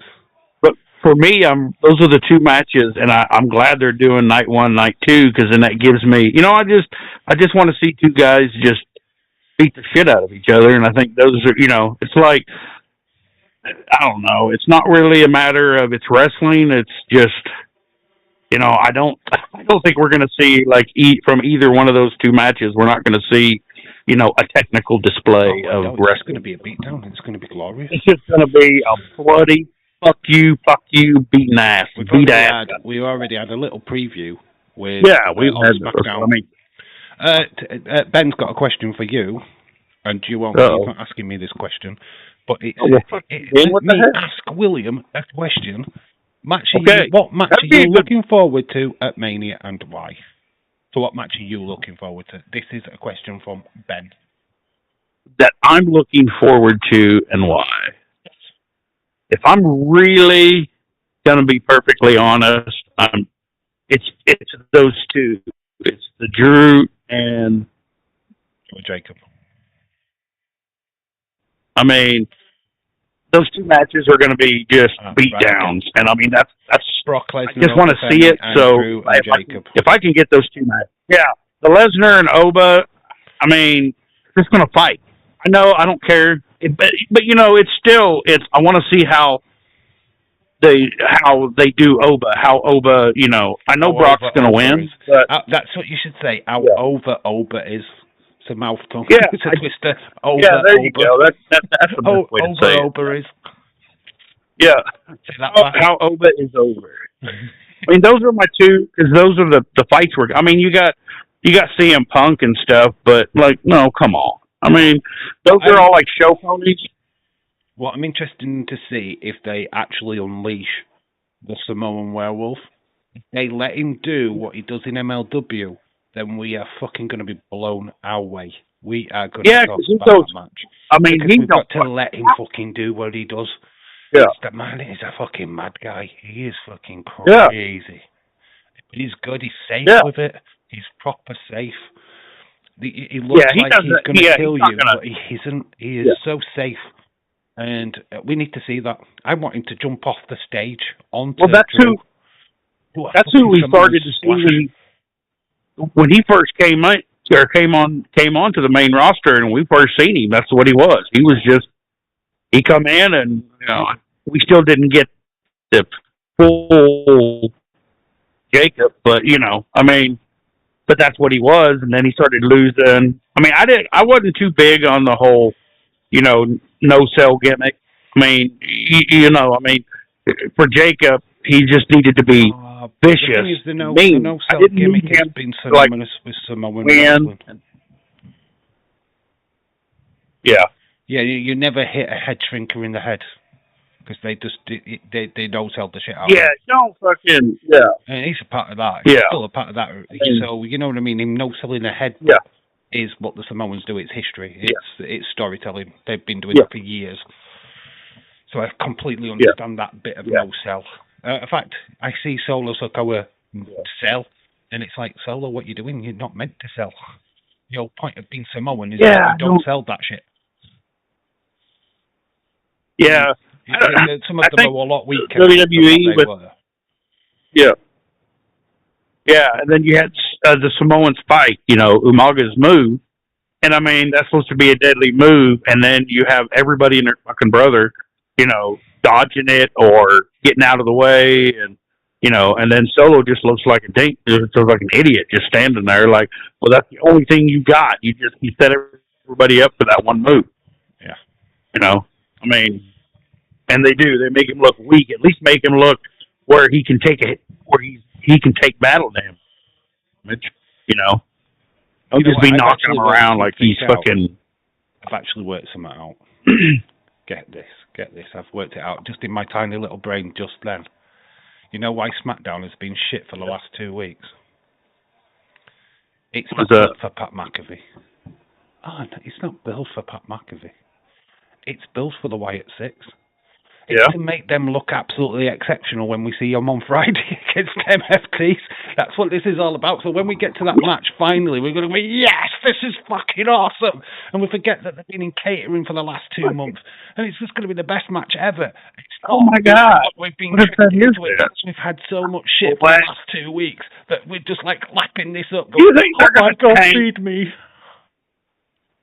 You think they would really tank? For 2 weeks, they would tank paint shows just for the Wyatt. They should have done that. That would be the most they've done for the Wyatt thing, I think, before they began. TKO are massive Wyatt Six fans. They've done. Well, TKO are on the crust of the wave, man. They know what they're doing. I'm 100%. I'm going to reveal my T-shirt now. I'm going to have TKO on it. They're big Wyatt 6 fans. They've been building up. You go out, they keep fucking whatever you need to do. They get people absolutely pissed off at the bun. Go ruin the main event at WrestleMania. Go do that. Wyatt's going to look boss next week. Oh, yes. The Wyatts are going to come in. They're going to look amazing. We're going to be cheering for the Wyatts. Oh, my gosh. That makes so much fucking... That actually makes sense. I can see that. Yeah. It's been a cunning plan all along. Ariel Emanuel is going to go down. He's going to be at ringside. He's going to be wearing his Wyatt 6 T-shirt with his lantern going, damn, now who's the best booker of the year? Fuck you, Tony Khan. It's goddamn Dave in real life. He just took your fucking title right there. Single fail swoop. That's funny. Dave and William over. Guests in the chat members. Leeds wants to join. Leeds will never come on TV. He'd never come on visual. I've always said that we'll have a third person invited if I learn how to do it. Yeah. I need to it's a matter I'm still very much a novice at this YouTube business. Listen, guys, we got this to work, and this was like the option that first started working. So it's like, all right, fuck it. We're not going to... I'm at my wheel right now. Stay right here. This is my wheel. We don't want to go up here, and then try to go up here. We're going to stay here-ish, This is the level. I ain't cocky because this is cockiness. If I go up here, it's going to fall flat on its ass. We're way up here. Everybody else we're at the base level. We're at the base. Yeah. We're just a little bit below Tommy and Dave. This is our wheelhouse. This is what we do. This is my so this level. Is where we are. We're at the base, and then eventually we want to work our way to the shaft, right? And then we get to the tippy top. Then we get to the top, and then we're going to ride that wave of white stuff to the moon. Anyway, I'm not riding a wave. What the fuck? Then it gets rubbed, and it's getting rubbed. Let's go. Let's see what. Okay. WrestleMania. What's the? I'm trying to think. All right, so we've got 7. All right, speaking of dickheads, now it's the Pat person. Speaking about dicks, now we're going to talk about. No. Okay, go ahead. No, we've got 7 matches for night 1. We've 1 match shy for night 2. What is realistically going to be that 7th match? Are we going to get Asuka, Io, or is Kabuki Warriors going to replace the Bellas? We're being kept in the dark a little bit on this because WWE have not made any kind of formal announcements on Nikki Bella at this moment in time. But we're not getting anything about Io or Asuka. So I think there's 1 match shy on night 2. Are we keeping it and that night way? 2, I really think I've heard people talk about it. Or so. What if they do Io and Asuka, right? Because this would work for that story. Io and Asuka versus the Bellas, because it's 2 sisters. Because Asuka and Io are real sisters, so it would kind of work against the Bellas. So you'd have that, and then the reason why the Bellas are being talked about at the moment is because Nikki Bella's currently got a twisted ankle. And they're trying to get it right, obviously, for Mania. That's why they're not talking about it. That's why we've not made the announcement for Asuka Io match at night 2. So we're waiting for that. So obviously, the Bellas cannot compete. Warriors are the ones to plan in. I wouldn't put the Kabuki Warriors in. Why don't they just put another team in? There's plenty of them. Could make another makeshift team and put them into that match without it being them. Invite a team in. So bring up people from NXT. They could come in and do a job. It wouldn't make no difference. So Laney Reid and Fallon Henley could come in, do a job for one night because they're not going to win. Yeah, they could. You could just have a mystery guest, what just replace the Bellas, not Kabuki Warriors. Yeah. And then you can still do Io Asuka. It's as simple as that. I mean, why did WWE have to make this so complicated is beyond me. Or you just do Julia, Tiffany Stratton, and I've done with it because they're not even on the card. There's so many, Tiffany's not going to work. Card, it's unreal. And they've Tiffany's not going to work because she's, currently she just now started a new storyline with Chelsea Green, where I guess Chelsea's going to be her mentor or something, help her get back on track. I don't know. Just so basically, Tiffany's going to be. Well, Chelsea will have. We didn't see Chelsea Green. We saw none of these people on Friday. We saw nothing of Julia. So they're not even getting any kind of rub next week, which you'd think they'd want to, because if they're not on the Mania card, it's fucking stupid that they don't use them on the Go Home show, which is normally the show where they use the star talent what's not at Mania. Well, see, that's what we think they're not using them on the show. So we don't know what capacity. We don't know if they're going to interfere, because they've got so much of that. I just think seeing Io and Asuka as a tag team, they're sisters, that works for me. Throw in somebody, I don't want to watch Io and Asuka go at it and fight. I just want to see them as, Yeah, the unfortunate thing with that is that, you've got Kairi Sane in this storyline at the moment where Asuka's abusing her. The idea is to get to the point where Kairi turns around and says enough is enough to Asuka. And the only real way of doing that is putting that Io and Asuka together, because obviously she's very protective of Io Sky as well as Asuka. Yeah. So she's going to be torn between the two in the match, and that's when we get the turn, when she finally, enough is enough, she attacks Asuka. That's the story. That's what we're trying to build. But I know that, but what I'm saying is, WWE, they drag things out, and if they did, immerse Io back into that dynamic, so you would have Asuka and Io as a tag team, and then Kairi is on the outside, so she's now, instead of being in a tag team with Asuka, she's seeing things from the outside, so she sees how, and then you'd have Asuka just switch all that onto Io, so she would treat Io like she was Kairi. You see what I mean? We could see maybe, out to SummerSlam and then have to split on SummerSlam. I think they've made a rod for their own back here, because they've got Io very much involved in two fucking storylines. That's what I mean. Stupid. She's involved in too many storylines. She's with Rhea Ripley in her fight against Jade Cargill now, which that's her place at WrestleMania. She just could be in the corner of Rhea Ripley. Yeah. But, we've been building the Asuka Io story on Raw, where she's involved with Kairi. Yeah. It's like make your minds up, WWE. You can't have them fucking two storylines. You can't be covering your backs. You've got to make a decision. Which one are you going for? Is she in that storyline or is she not? Let's fucking go for it. Yeah, you could kind of combine those and make it to where you could still take where Io runs out and helps Rhea, but then Asuka, doesn't want to really help. But then Kairi comes out with Io and helps Rhea, so then you got 3 versus 3, and Asuka's kind of on the outside, Yeah, but this is where you can tie it in, because if you have Asuka versus Io on night 2, that puts Io on night 2, where Rhea Ripley is versus Jade Cargill, so you've already got her on the show. If you put Kabuki Warriors in the Fatal 4-Way match, which is night 1, that's not night 2.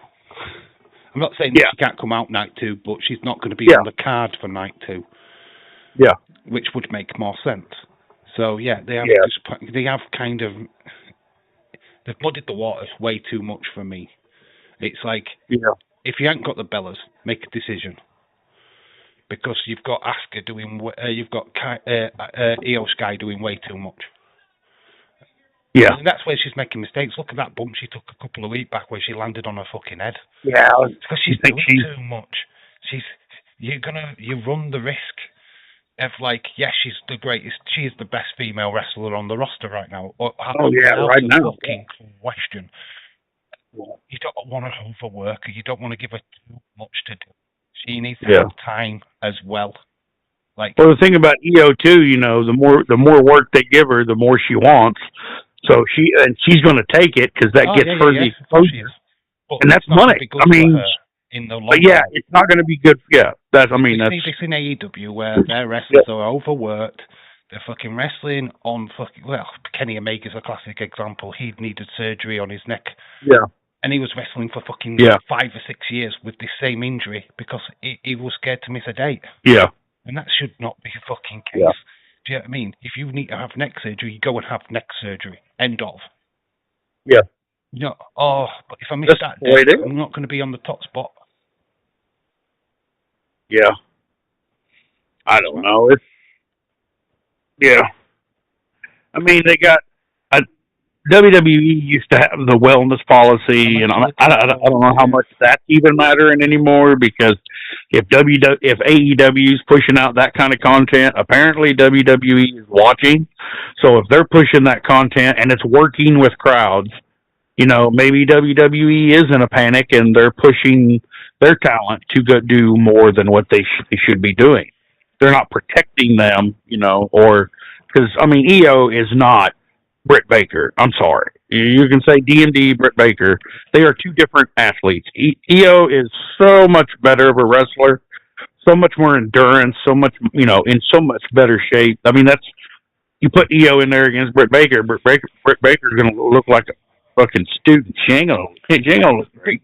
I mean, look at Sheeta and Britt. How many fights? How many they had? And Sheeta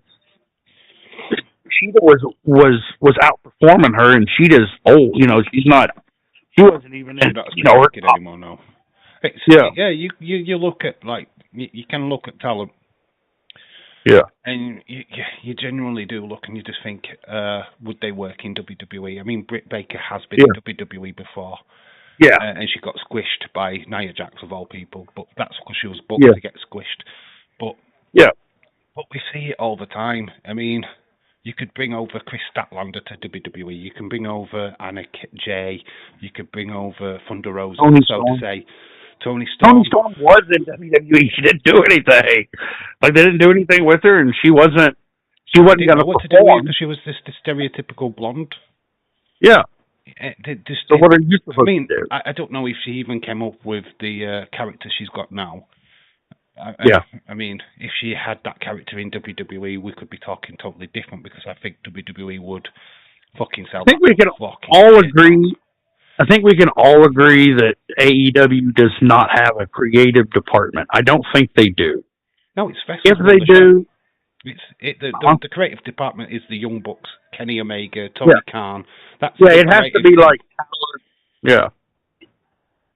I mean, because there's no writing. Like it's just not. It's not to the level that they should give us. You know, if they do want to compete with WWE, and they always do, they're going to have to. Their programming. They're going to have to get a production team, and I mean that's money.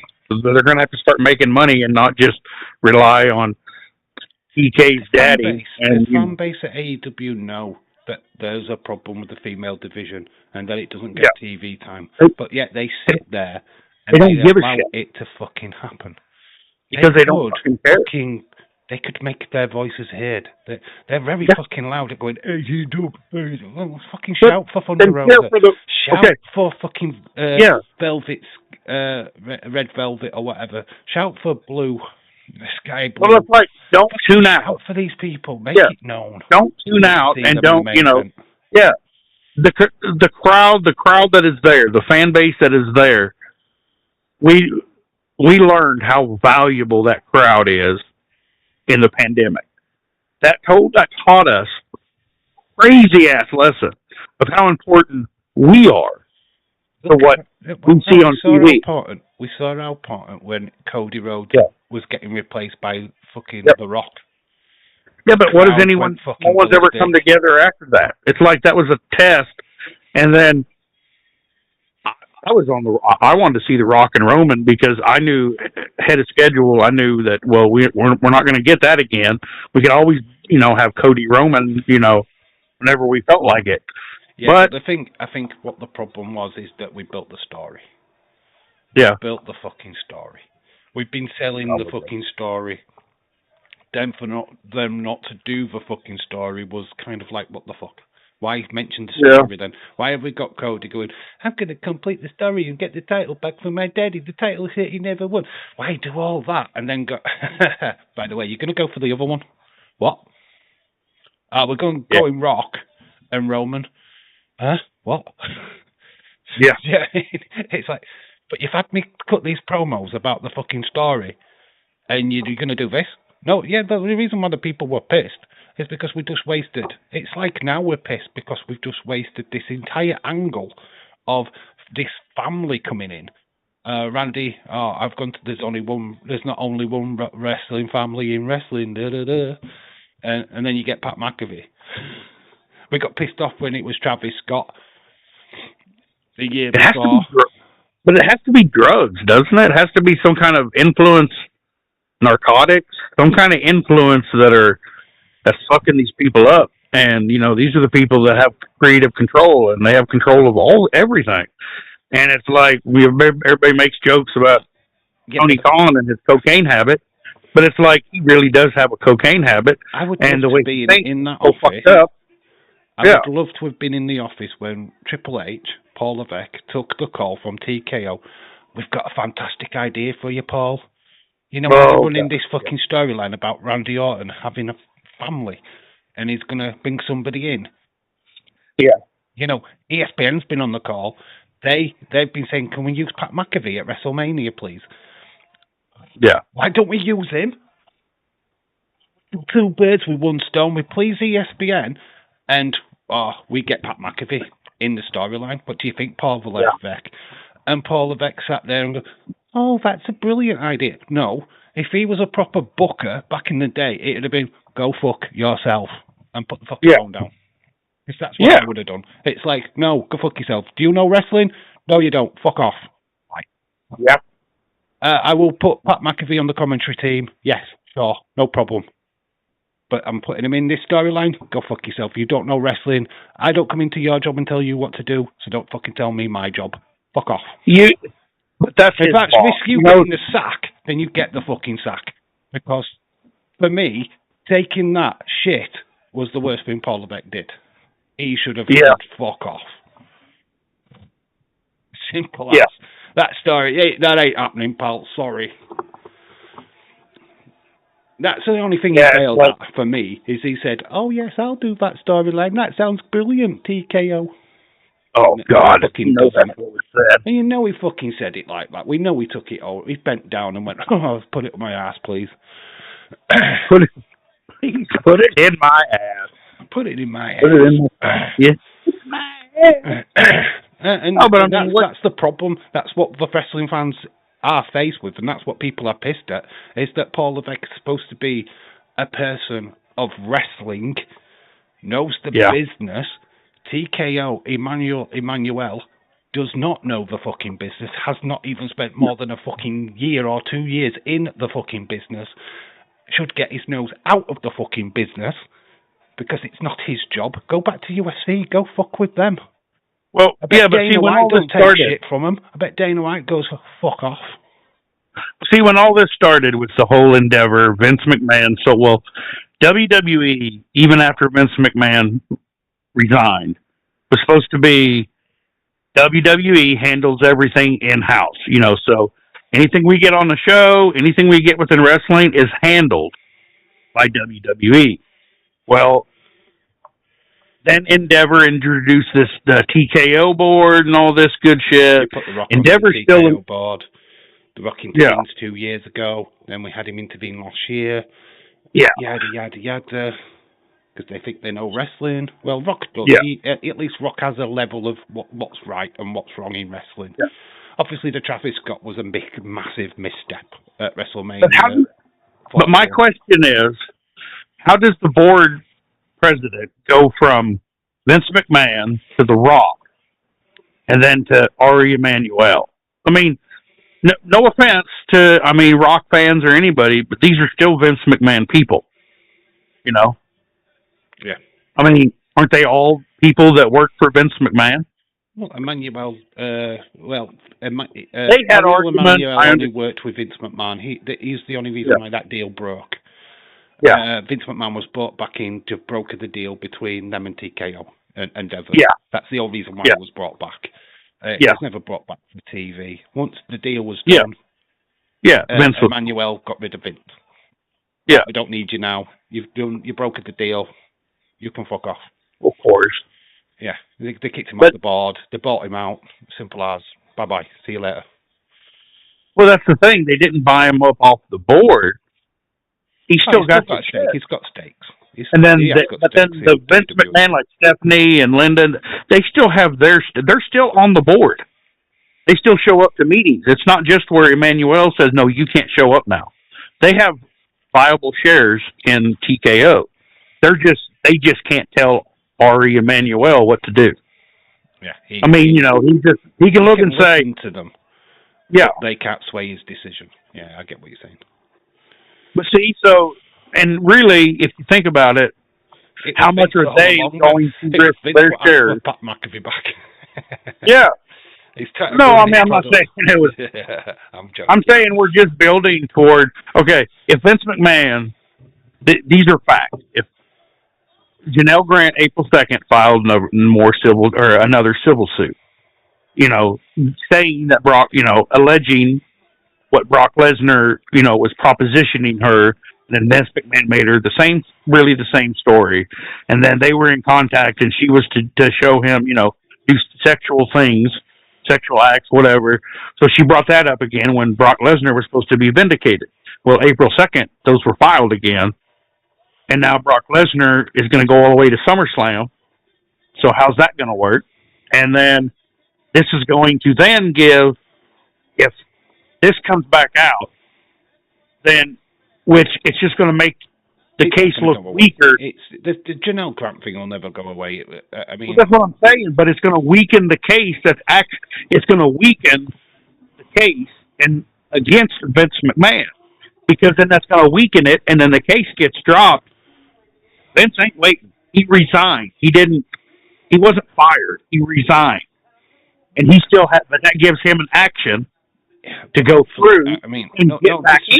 No disrespect to Vince McMahon, but hopefully we can spin this out for as long as it takes, so he fucking finally is too old to come back. That's what I'm saying. The guy is old as fuck, right? And he's not of the fucking right mind anymore. Let's be honest.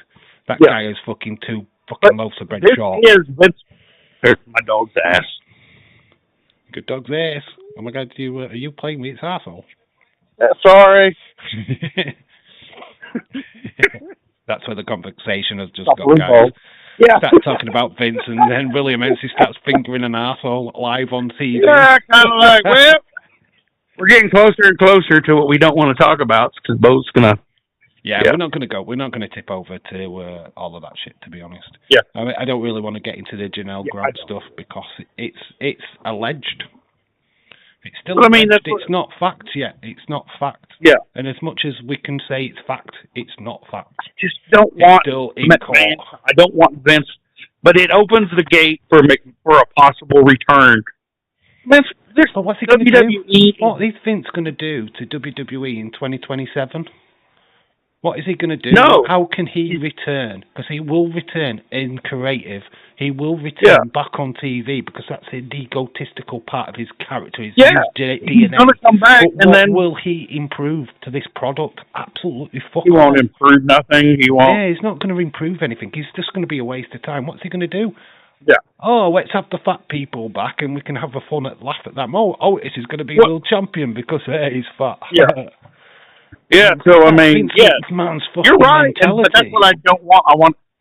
He's not. I know the TKO shit sucks and the Ari Emanuel sucks with Pat, but I mean, I still think we need to go forward with all that. We need to keep pushing forward and not go back to, prior. I think what the problem is with like Pat McAfee and that. I know we're going to talk about it, but briefly, is that I think his promo is what the problem is. He's talking shit about shit that they're not even doing.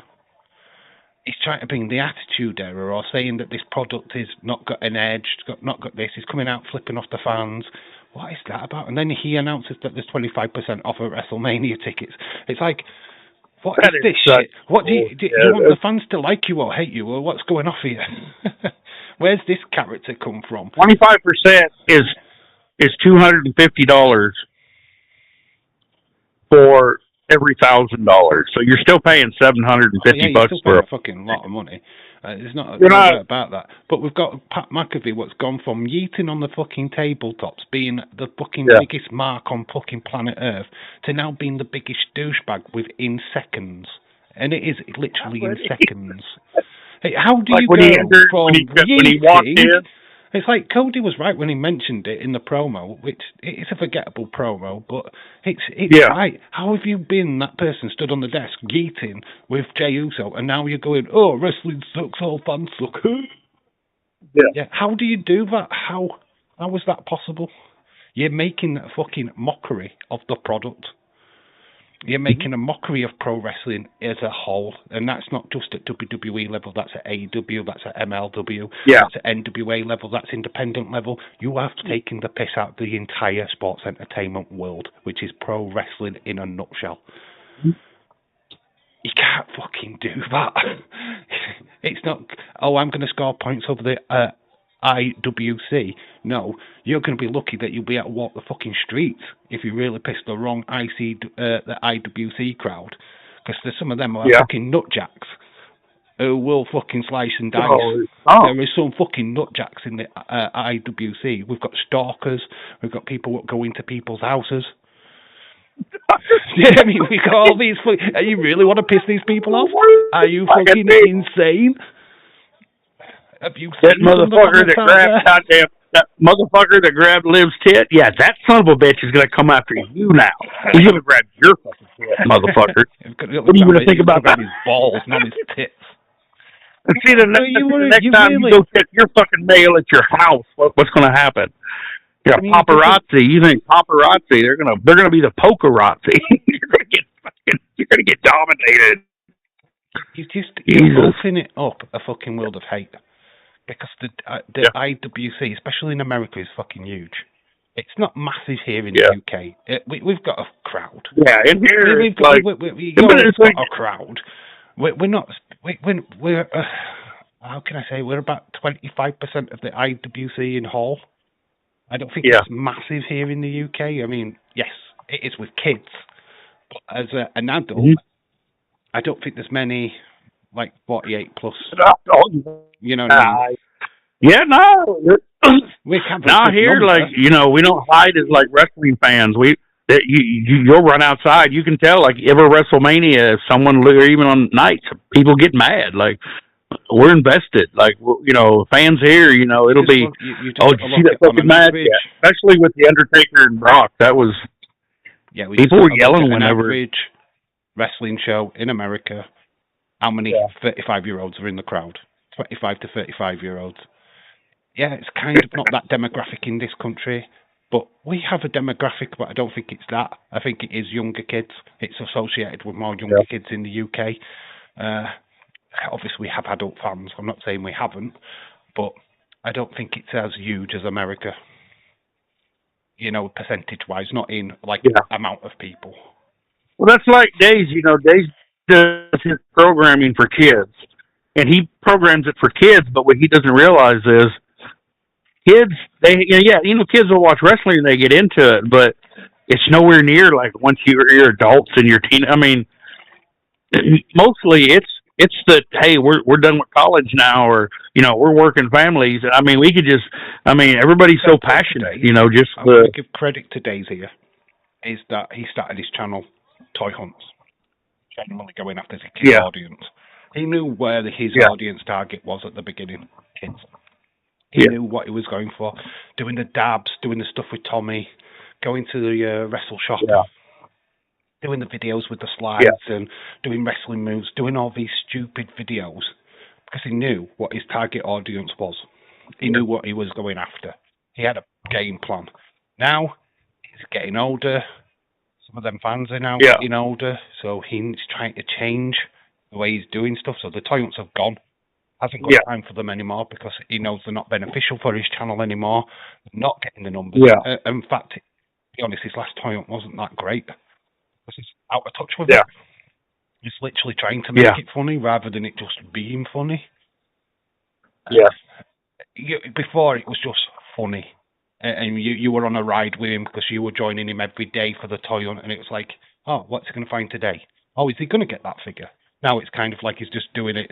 Doesn't really matter if he finds out that he's after because he don't barely pick out. Well, he's older too, so it's like you'll get days will be like, that figure over there, that's fuck it, Becky and her shit, you know. So it's like storyline. I mean, I do it, but then I try to look and see if the figures next to each other, and I don't arrange any of the figures right.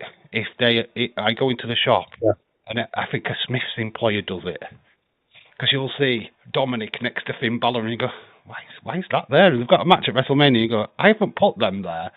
Yeah. And it's like, you go in, you're filming, it looks like you have, but you haven't. And it's like, why is Dominic next to him?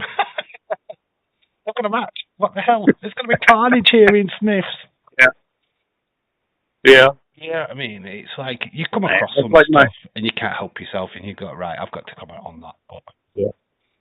But yeah, it's just, his audience has changed. That's why he does the unseen stuff. Yeah, but like now. Kids, it's kind of kids, like my niece Brianna. My niece Brianna, she's turning 12, and we were going through Walmart. I think it was a neighborhood market, just a food store, and she was like, I was just laughing because she found a Jey Uso and a Jimmy Uso, you know, and this is like just a food store, so there's not really toys there. Well, I guess someone returned it there. Well, and then she's like, oh, I want that, and I want Naomi, and she's so down with like but it's not because of wrestling. It's not like what they're doing. It's the fact that Naomi has a child. So it's like Barbies. It's kind of like wrestling Barbie, kind of, you know, like how kids play with Barbies, you know, like, oh, with the dad and the mom going to so that's where like kids are at now. They're looking at the actual real relationships, you know, like, oh, Naomi just had she comes back. Oh, Rhea and Liv and all that. And, you know, that's what, and I'm just looking like, is this what kids are really? Yeah. This is what kids are talking about. Yeah, I think unfortunately we now live in a world where reality TV has really taken over. So they're like the shows like Love Island. We have a show here in the UK called Made in Chelsea, or Towie, which is Only Way is Essex. Basically, shows exist now, so it's showing the real life people. Yeah. So, I mean, I used to think I was special when I was a kid when I learned what Hulk Hogan's real name was. Everyone was just going, oh, it's Hulk Hogan, that. And I used to get a magazine. Oh, that's Terry. And I'm going, oh, it's Terry, but it's called Terry Bowler. Oh my God. Oh, Bolea. Oh, it's like, Bolea. I always called him Terry Baloney. I always called him Terry Baloney. Like, no matter what. It's like, just because I know it's Bolea, but I'm like Terry Baloney. Yeah, I always went mobster. He's a baloney mobster. I don't know. I just always it's just like learning out, like Shawn. Like fuck it. It's like learning Shawn Michaels is called Sean Hickenbottom. And it's just like having that little bit of knowledge. I just felt, it's so key when you're a kid. It doesn't matter now as an adult because everyone fucking knows. But as a kid, in the 90s, everyone was still kayfabe. So you had Hulk Hogan, you had the Ultimate Warrior. You didn't know their names. But when you found them out, imagine you as a kid, knowing what you know now. As a kid, if you ran up and said, hey, Terry Bollea, and you were looking at him, you're going to get his attention, but he's going to be like, call me by Hulk Hogan. You know, he would be offended because you're not calling him by... I get this, actually. I had this, and it was just in the pandemic. Camille. Yeah. She was in NWA at the time. I learned her real name, didn't I? So I stupidly went into a video, called her by her real name. She didn't have a fucking attack me. You do not call me that. Whoa. Yeah. I didn't mean any offense by it. Yeah, you don't have the right to call me that. You should call me by my we had our beef. And it was like, we had our beef because I was... Yeah. I was talking because I did the same, but I was talking about her and Adam Shearer on, as Braun Strowman, because she would go to the shows and stuff on the, and I was talking about she kicked that. my Oh well, she was with, yeah. She was like, "You don't tell me how to work out." I think I know how. You didn't, Jeff. God damn, And then she found out, like, okay, well, yeah, Adam Shearer, Braun Strowman, and stuff. And then she's like, "Oh, okay, I know who you are. You're a piece of shit." And then she's just like, "Well, fuck you. Now I know who you are." But man, she came unglued because she was mad because, that is a thing. That's, you go up and, they want their fans. They don't want. Yeah, because she's with Tom Latimer. And she obviously he only gets to call her by her real name, Tom Latimer, her husband, which is fine. Oh God, Tom is such a good guy. I didn't mean any disrespect by calling her by her real name. And I just thought, I'll try and relate to you because I know your real name. It wasn't like, I'm disrespecting you because I know your real name. I'm actually talking to you as a person, not the wrestler. And it's like, I like your work.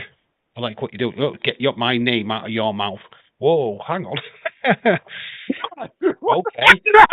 Oh, you're a piece of shit then. Fuck Camille. Yeah. Yeah, fuck you. Well, that's like, and then she's like, "Oh, okay, I remember you, but I don't give a shit. You should know not to fucking use don't fucking talk to me like, you." Probably she was new to the business though at that time, so yeah, I can kind of understand it. I think she's probably leveled up a little bit now. I don't think she's as bothered now. Obviously, she's doing American Gladiators where her real name is out there. She was triggered, and even the person, even the AEW, and even that's when that's when she switched with, or she was still with Nick Aldis, and they were with Days and stuff, and they're like Strictly Business, NWA, Strictly Business, and stuff, and I was just like, and she's like, "Oh, okay, I didn't, now I know who you are, but still, but," and she exploded, and she still never apologized. She's just like, "Okay, you should know not to fucking use my fucking." I've had an interaction with Ricky Saints before as well, when he was Ricky Starr. Oh yeah. Yeah, basically, I messaged, and it was just after the pandemic. I went, he only left NWA because of the pandemic. He might go back. And it was just a random comment on a post. And he messaged me back in that same comment and goes, "No, I'm staying with AEW now. That's not true." I was like, "Oh, okay." No, I am signed. I'm signed. It's like, it's not a personal attack, Ricky. You're all right, mate. I'm not attacking you, dude. Like when I talk to, like, LA Knight, when I talk to him, I had interactions, lots of them with him when on the NWA Carneyland thing, and you can go look at videos and see that, So he remembers me, so he's not. He's like, "Hey man, hey, how you doing?" and all that. He's not. He doesn't come off and go like, "Oh," but I don't. Again, I don't sit there and Eli Drake, you're using the same fucking shit you've always used. Yeah. I've even had a full promotion at me. A full promotion. MLW, right? There was a rumor ages ago about WWE signing them. And I went, well, they've got a cohesion with MLW. I had the president of MLW fucking write in the comment, "No, we've got nothing to do with WWE. They don't own us." It's like, this is off a fucking business now. I'm fucking whoa, calm down, man. I'm not taking on a promotion. Yeah. I'm a little fucking person on X running my little mouth. Yeah, don't take me serious. Yeah. Okay. I need to fact check me. I just say, this motherfucker's like looking at all your credentials, filing injunctions and all kinds of shit. Filing injunctions, and you get sued, and you're like, "What the fuck? I didn't do none of this." I'm only a part of the IWC. Yeah, you want to play? Hey, the IWC, if you were attacked within, the IWC is going to there are steps that could be taken using that as a, if you were to do like a GoFundMe, for like lawyers and, for like defense or to go after somebody. The IWC is big enough. It could, actually, join and maybe have some, get some members that are lawyers and have them come together and start something. So then you could really get shit done, so you could file all kinds of shit. And then we can just all be like, fuck yeah, we're in the IWC, bitch. Y'all fucking suck. Go talk to our lawyers. Sons of bitches. I think the problem with the IWC is it's just so fucking split. There's no cohesion within the IWC. There's no set movement. It's just a bunch of people going, I think I know better than you do. That's what it's IWC a bunch of people, is, unfortunately. It's a bunch of people running their mouths because that's what's getting them a paycheck. I mean, they're just working. They're not working towards. I mean, does Tony Khan have does AEW have sponsors and stuff like that? Like I don't even know. They have vendors. They have sponsorship all the way around. So I mean, they have all the deals and shit like that. Yeah, of course. No, I meant are the wrestlers individually? Do they have sponsors and stuff? No, I would assume so because they're allowed to take independent. Yeah, because dates. You would think, they can do stuff like they can do commercials. Stuff. I've never seen. I don't never see them, anywhere or endorsing any products anywhere. I don't never see it. So that's why I think that. Well, that's. Yeah. Hakeem says the IWC will solve a murder. They would cause a fucking murder, not solve a murder. Let's be honest. Yeah, they're the murderers. They ain't solving a murder. They're fucking causing the fucking murder. Yeah. They're covering it up, mate. They ain't fucking solving anything. Oh, I mean, and the IWC are everywhere, so it's kind of like, really, do you want to... Well, actually, me and you, William, are part of the IWC. Everyone in the chat right now is a part of the IWC. We're all that's what I'm saying. It's like, we are this movement. So when Pat McAfee took a swipe at us on Friday, he did swipe at me and you, mate, and I'm not having it. I know. And it's like, what are we supposed to do? Just right here, like, eventually, people are going to start. I mean, you could get, me or you not specifically going to do anything, but you know what?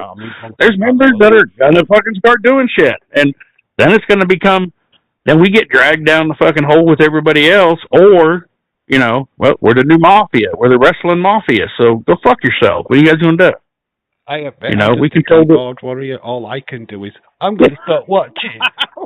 I'm going to start watching. I'm going to shut down my YouTube channel and not watch WWE anymore. That's all I can do. That's my power. Yeah. David from Castleford has stopped watching wrestling. Oh my gosh! TKO meltdown. Yeah, my power. I can book a load, get a job, and I can get a job and be at your house within about maybe 72 hours. So, I'm going to come around and slut you. And all I'm going to do is sit down and say, hey, got any beer? What for you? See you in about a month's time. Give me a beer, motherfucker. If you don't give me a beer, I'm probably gonna do something I don't really want to do right now. I'm going to get you, Pat McAfee. I'm going to get you when I've saved up a lot of money and can get a ticket and find out where you work. That's what I should do. I should do that. Show up, make them give me a beer, and take a shit in their toilet and clog their toilet. I mean, that's the IWC way. A line of us at your door, and we just continuously, one after another, any IWC member in the area comes and takes a shit in your toilet and clogs it for days. Like, just shits in your sink, shits in your fucking shit. Takes a shit in your yard. I mean, I'd shit in his washing machine so that his clothes would just shit in his washing machine all the time. Wash his clothes, God damn it! Fucking IWC, Jesus, they're taking shits everywhere. Really, how could they press any criminal charges? We're just, this guy's a piece of shit. But we just thought the individual. No, but end of the day, right? We're going off on Pat McAfee. Right? He's paid to fucking do this, right? Yeah. It's a fucking work for him. It's a job. The words that are coming out of his mouth, he doesn't mean any of it. This is a character. Yeah, he is playing a fucking role. So people forget that easily. Oh, so easy to fucking hate him. Logan Paul, unfortunately, is just a big giant prick.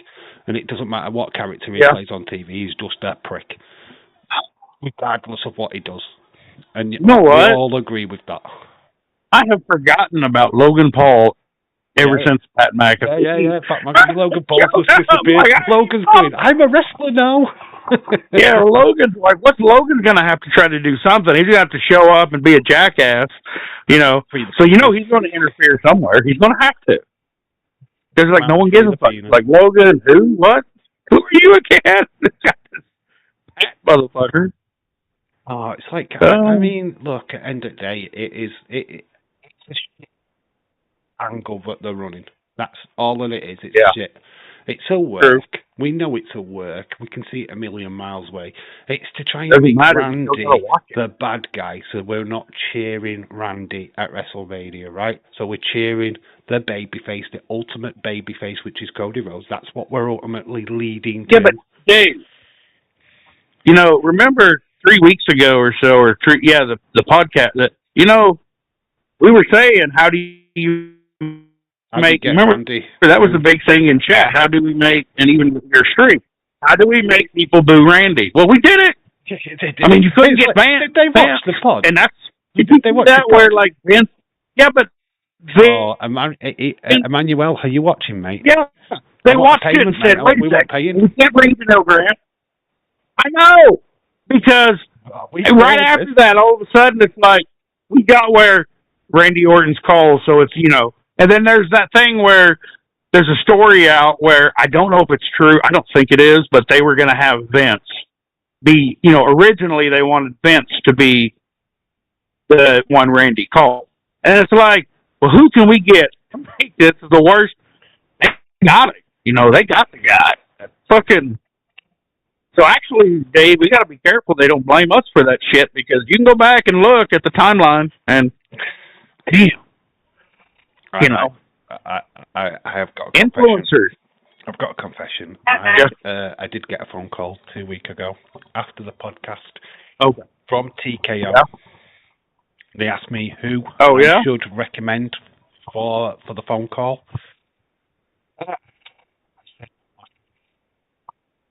Oh, you're so... I mean, yay, Dave, you're the greatest. I got some stuff to do later. I got a different... I don't know who this podcast guy is. I was just, you know, this guy, he...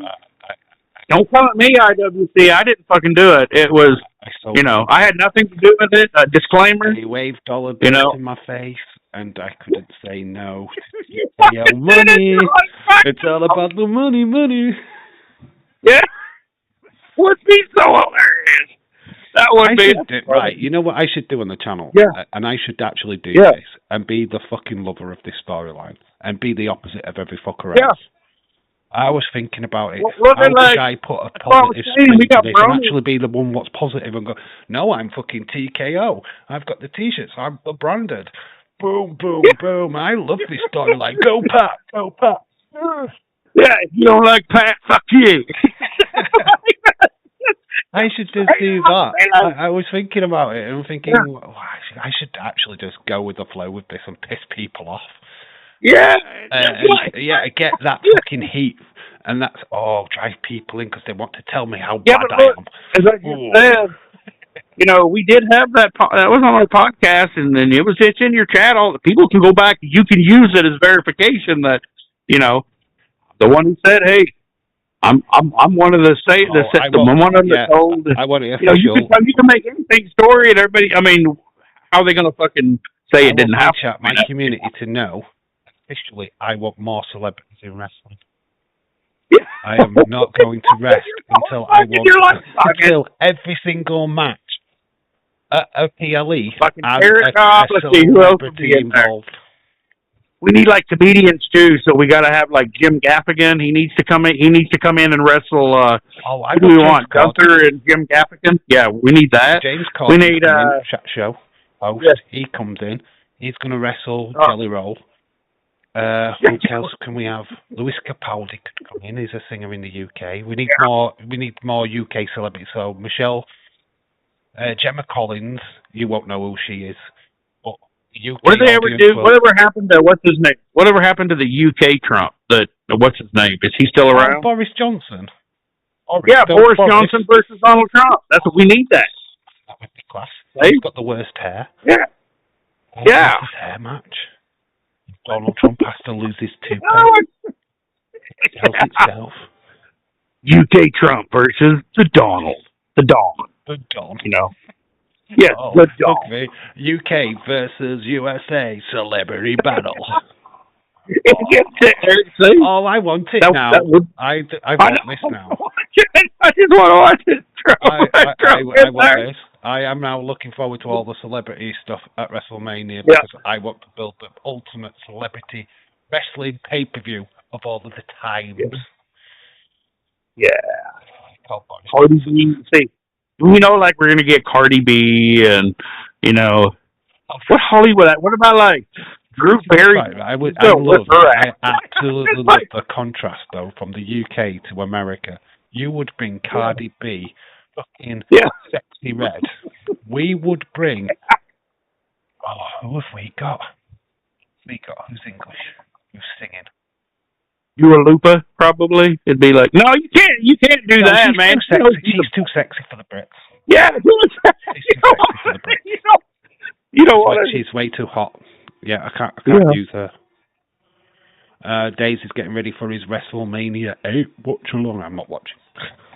I've already seen it. Well, I'll be in there moderating, but yeah, I'm going to make supper and do all that stuff. I'm going to be there. Of course, I'm not. Wrap it up in half an hour so that you can get off to do that. Yeah. Oh no, you're good. Wrap it up before that. So. Yeah. He's not live yet. He's out live in half an hour, so I will let you go off to do fast. But I just switched over. But yeah, it's so funny. Well, fuck, we're just gonna make our own fucking shows, man. We just need to start booking our own shit. We need to get all the. I know. Think about this. I'm gonna make the ultimate piss take video where I'm gonna book my own Celebrity Mania for Saudi Arabia. Yeah. Celebrity Mania for Saudi Arabia. Only have one instance. I want. No, listen. I want the Bella twins versus the Olsen twins. Yeah, has to happen. Yeah, the Olsen twins versus the Bellas. We need it, and I want it to be a no DQ, weapons, everything. Logan Paul. No, I've got it. Yeah. Main event: Logan Paul versus RuPaul. Oh, that's the match. That is a match. Logan Paul versus RuPaul. That mother.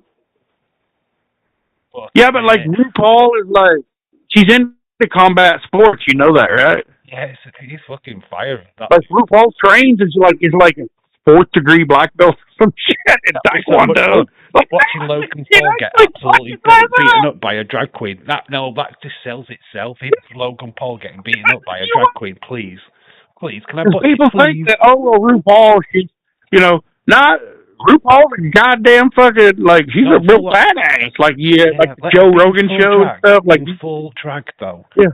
Fucking high heels and the fucking ball ground dress beating up Logan Paul would be sick. Oh mate, that would sell. That would sell so many tickets. Yeah. Oh mate, I want to book it. I know, we need to see this shit. We're not doing Mania this year. I'm just going to book my own Celebrity Mania. What do you think, guys? We're boycotting Mania. We're doing Celebrity Mania instead. Yeah. We need to learn how to do the claymation shit. What was that where they put like celebrity? Yeah, celebrity death match. We need to learn how to do like claymation. You can just get 2K26. The renders are already on there.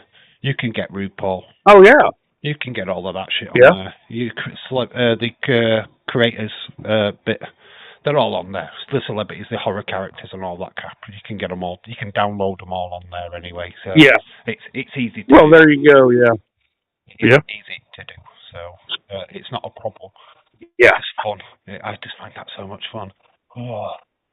What? Look at you have Brock Lesnar go up against an actual beast. A bear, a grizzly bear. Yeah. Brock Lesnar versus a bear.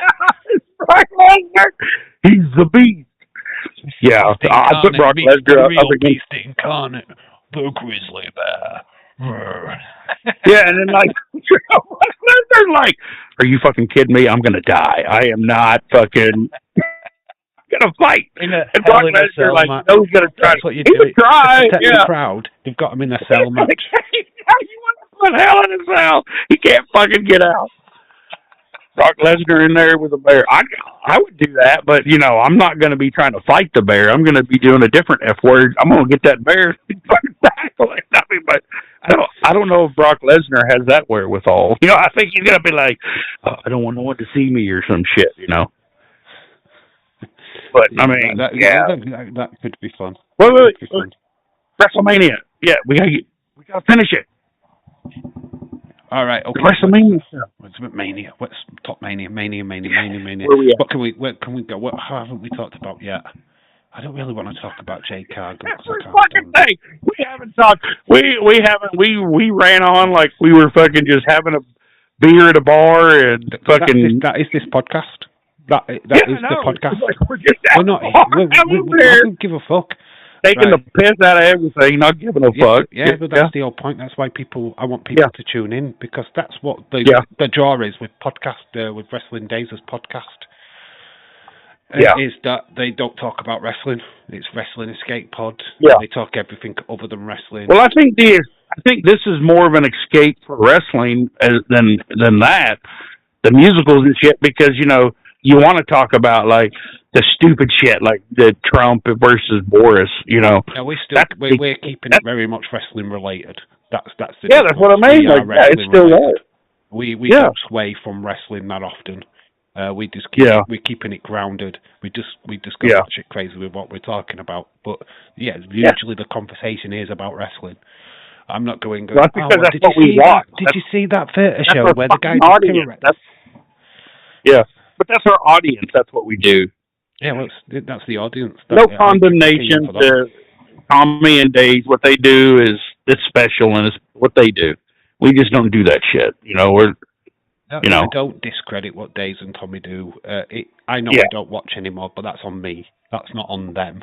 Yeah. I don't want that to be a criticism on them. That is just that I don't have time anymore, and I don't feel like I'm missing anything. If I felt like I was missing something important, then I would watch every week. I felt when it first started, it was good. They had topics they were getting deep in, and Tommy was having a laugh with it. You know what I mean? Yeah. That's when it was fun. Now it kind of feels a little bit forced to me, and when it starts getting to that, I'm kind of... I think that it's better. I know they keep trying to get, the community, which they do with, like, turn-in videos. TJF has me and a bunch of them, and it's funny. People, it is. But... Yeah, but it's the same people. It's the same people. Yeah, but the same people, they're just not... But they're still not... They're not sharing, they're not...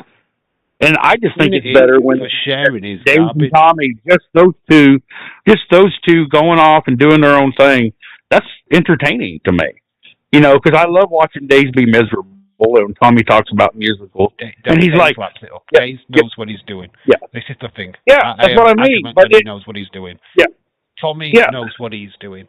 Tommy is always slapstick. He's always. What can I do? Yeah. He goes to conventions and calls people by different names, even though he knows what the character name is. But he'll definitely tell them the wrong name just because it's funny. Yeah. Yeah. That's Tommy's sense of humor. That's how Tommy gets around with stuff. Yeah. You will see what's funny about it. I love them both, so they just, I just like it better when they do their own thing. And the wet column thing, it used to be alright when more than two people sent in a post. It's just Edward Brown now what's sending in a post. There's so much shit for that. And I'm not talking about like Patrick and Nolene or nothing. I literally got I'm trying to put myself over. I'm just trying to make myself famous. I'm doing this, and I'm like, fuck you. Yes, I'm going to get famous off dancing to singing the Dukes of Hazzard in cut-off jean shorts. That's my claim to fucking fame. I'm doing that because I think people are going to love it. Like, no, I'm doing it because you're going to have a fucking laugh, and you're going to laugh at least you're laughing with me. You know, you can laugh at me. I don't care, but you're laughing. I'm laughing too. So, We've talked about this before. Obviously, we did Wet Wedding. We did that. Hey, it was fun. Yeah. It was a fun thing to do, and it was a tribute, right? We had a laugh with it, but my channel at the time when I put that out wasn't even modified, so I was making no money off it whatsoever. It was a free fucking video. Yeah. There's no money made. Yeah. And there's still no money made on it. So I haven't profited fuck all from it. Thank you, Patrick and Nolene. That's on you guys. You know it. Yeah. You know what I mean? Them complaining about it. Yeah, fuck off. Yeah, if you take me prior to making the video, don't put us kids on video. But these fucking photographs, what I took, were from fucking Facebook. Social media. It's on fucking line, you noobs. Yeah, anybody if you can don't want your kids online, don't put them on fucking Facebook. I don't know. Respect to both of them. They have their... Yeah, I know. I like Nolene. She speaks to me sometimes on Facebook. Patrick, I haven't spoken to him fucking years. I think he's a bit of a crybaby, to be honest, but Nolene's alright. When he cried about not winning that web competition because you gave it to Austin, that was so funny. Yeah, I know. I sang my heart out, God damn it. Austin, there was no reveal, so I was there, and I was like, that room. Hey, this room. He just went round a random bedroom and said it was Austin 316's bedroom, and that was it. That was the and then that's Austin, and Austin knew it. He's like, God damn it, I fucking won. I'm like, really, Bo William won. William didn't win shit. Austin won it. What the hell? You did it for the you were rookie. Yeah, I didn't take one fucking bit of credit for that. Like, because it wasn't me. That was Austin's room. You know what I mean? Like, that wasn't. I didn't say. I was just like, you know, because we always did hey, we're out the window and we're hiding in a tree watching them and shit, just being literally over at that point. And it was funny, and everybody laughed. But oh no, I guess. Yeah, Austin 316 was so over. He's still over now, bless him. I know he doesn't join the live streams that much now, but he's still fucking over. The fucking rock star. Yeah, he comes into the chat and he takes the fucking attention from everyone. Oh God, Austin's here. Yeah. He's that kind of guy. He's great. He's funny as hell. Like, loads of time DMing with that kid. And I've got nothing but respect for Austin 316. Same with James Chadwick. Same for you. Same for most of the people in the chat. Not so much Leeds and Cynthia. They're a bit lower down on the spec. No. I fucking love you all. Fucking crazy. I love everyone the same. Yeah. I have no problems with anybody in the chat. Everyone should know that. I have no favourites. Yeah. If I do put James and Austin on a bit of a pedestal, it's because they were with me from day fucking one. Yeah. They started. Day one-ish. Yeah. Austin is the one what gave me the confidence to do this in the first place, right? Without him begging me in the chat, going, Dave, you should do it, you should do it, you should do it. Mm-hmm. I did it. Do you know what I mean? So... Yeah, but Austin but you got to remember, I was there too, and Austin was doing that for alternative motives. He just wanted to see you so he could come on your... Remember, he just hit on you the whole time. Imagine how many times he rubbed them out. He rubbed one out to you. I mean, those were his motives. Well, I used to rub one out. No. Wait, I used to rub one out to him all the time anyway. We shared a lot of photographs. Oh, mate. Don't worry about that, pal. We came on each other so many times. There's no problem with that. It's so funny. We shared. Yeah. We broke heads together. I mean, we've got history, man. Me and Austin. Give me a call, Austin. Austin, give me a call. I miss you. I don't give a fuck. Yeah, but when you find if you know anything about me, is that I don't give a fuck. I don't care what people think anymore. I don't either. I just don't. And that's why when people are like videos in, is because we don't care. We just, I know. If we get a funny idea in our heads, we're going to run with it. Yeah. That's it. Yeah, it's like, I've got an idea for a video. I'm going to go and make it. Yeah. And if it doesn't work, it doesn't work. Nobody finds it funny. Okay, fine, fair enough. I'll make another one. So you gotta admit, most of it's just me and you. Yeah. I don't make videos for you guys. I make videos for me. For my amusement. So it's just me and you laughing. Yeah, I still say our music video. This is just our phone call. We just let you guys in on it. Yeah, I couldn't give a fuck if there's anybody in the chat. Yeah. It's just me and you talking about wrestling. Yeah. That's the podcast, y'all. Okay, our music video. Yeah, you did the music video. When you first sent me that clip, I was rolling in fucking laughter. Because there was just a fucking 5-minute bit where you weren't singing at all. And you were just going, this motherfucker don't give a shit. You were doing the buttfucker impression. You were doing all that kind of shit. And I just laughed. I was just fucking in stitches. So when it came to making the video, I didn't want to do the dum bit to your bit. Because it didn't need it. Yeah. I felt like it was golden without it. It's like, I don't need to do that. I'll do my bit. I needed your bit to just be what it was. It needed to have its little space. Yeah. My bit didn't really matter what I was doing. Because that was awesome. Yeah. I wasn't doing much. I'd have been happy with whatever you did. You know, honestly, I really didn't think you would show me at all. I figured you would just do your thing and say, "Nah, I wasn't going to put that. I wasn't going to be a part of that." Once you sent me that video, I couldn't. Yeah. I had to have it. I had to use it because I was in stitches. I still watch it now and I crease. You had me just rolling with fucking laughter. And with that, I just thought, I've got to try and... So I played straight man. That's what I was trying. That's what I had in my head, is I'm going to let you look crazy. I'm going to try and make it look like I'm taking this fucking serious. That's when I was singing and going, proper selling it. And I'm just like... And then when we did the chorus bit together, I started going as well. And Dave just said it looked like two middle-aged men having a stroke. But there was a thought process behind the video. It's like karaoke night. Like everybody felt like, hey, we're all actually, they felt like, oh wow, these two dumbasses got up on stage. That's me at a karaoke bar. It's amazing. Like 1 a.m. in the morning. And amazing. A twat. Yeah. Going, wet sing, wet wedding. Thinking that I'm fucking, I don't know, fucking Freddie Mercury on the stage or something. Going, But that's the whole point of the video. It was never to be good. I didn't want it to be good. I wanted it to look cheesy as fuck. The whole point was... Yeah, but that's what made it better. That's what made it better.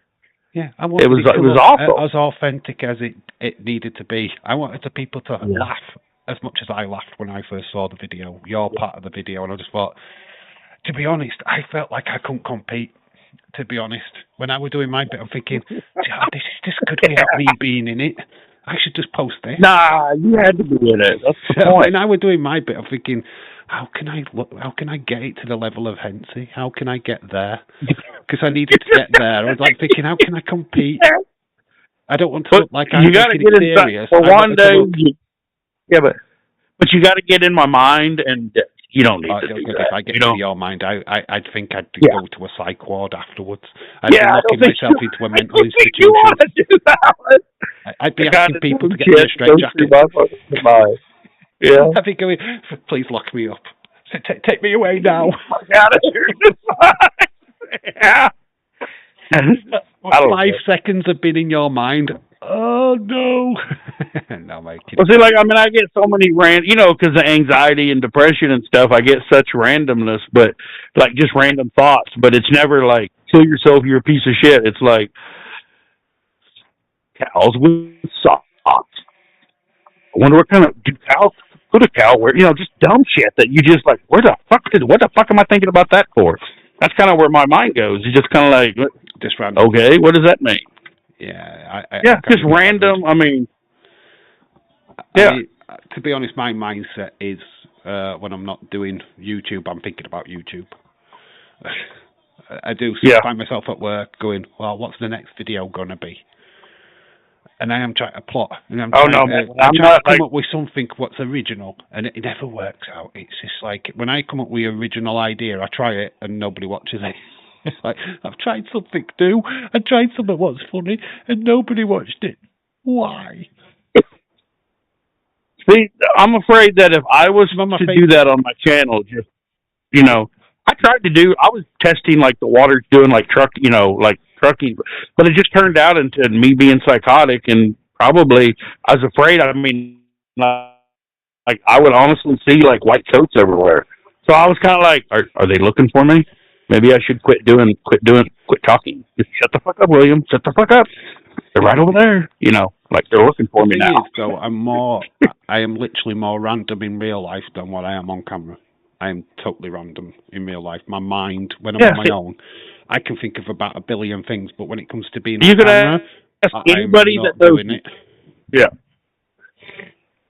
I don't know why, but it's like, maybe just because I don't give a fuck, but I mean, it has to be, because I'm the same in person as you're seeing me online. Like, I'm not like dark and withheld, or, you know. I tell you now, I'll talk to you. I would love to go for a beer with you. A night out. Proper night in the pub, us two just having beers.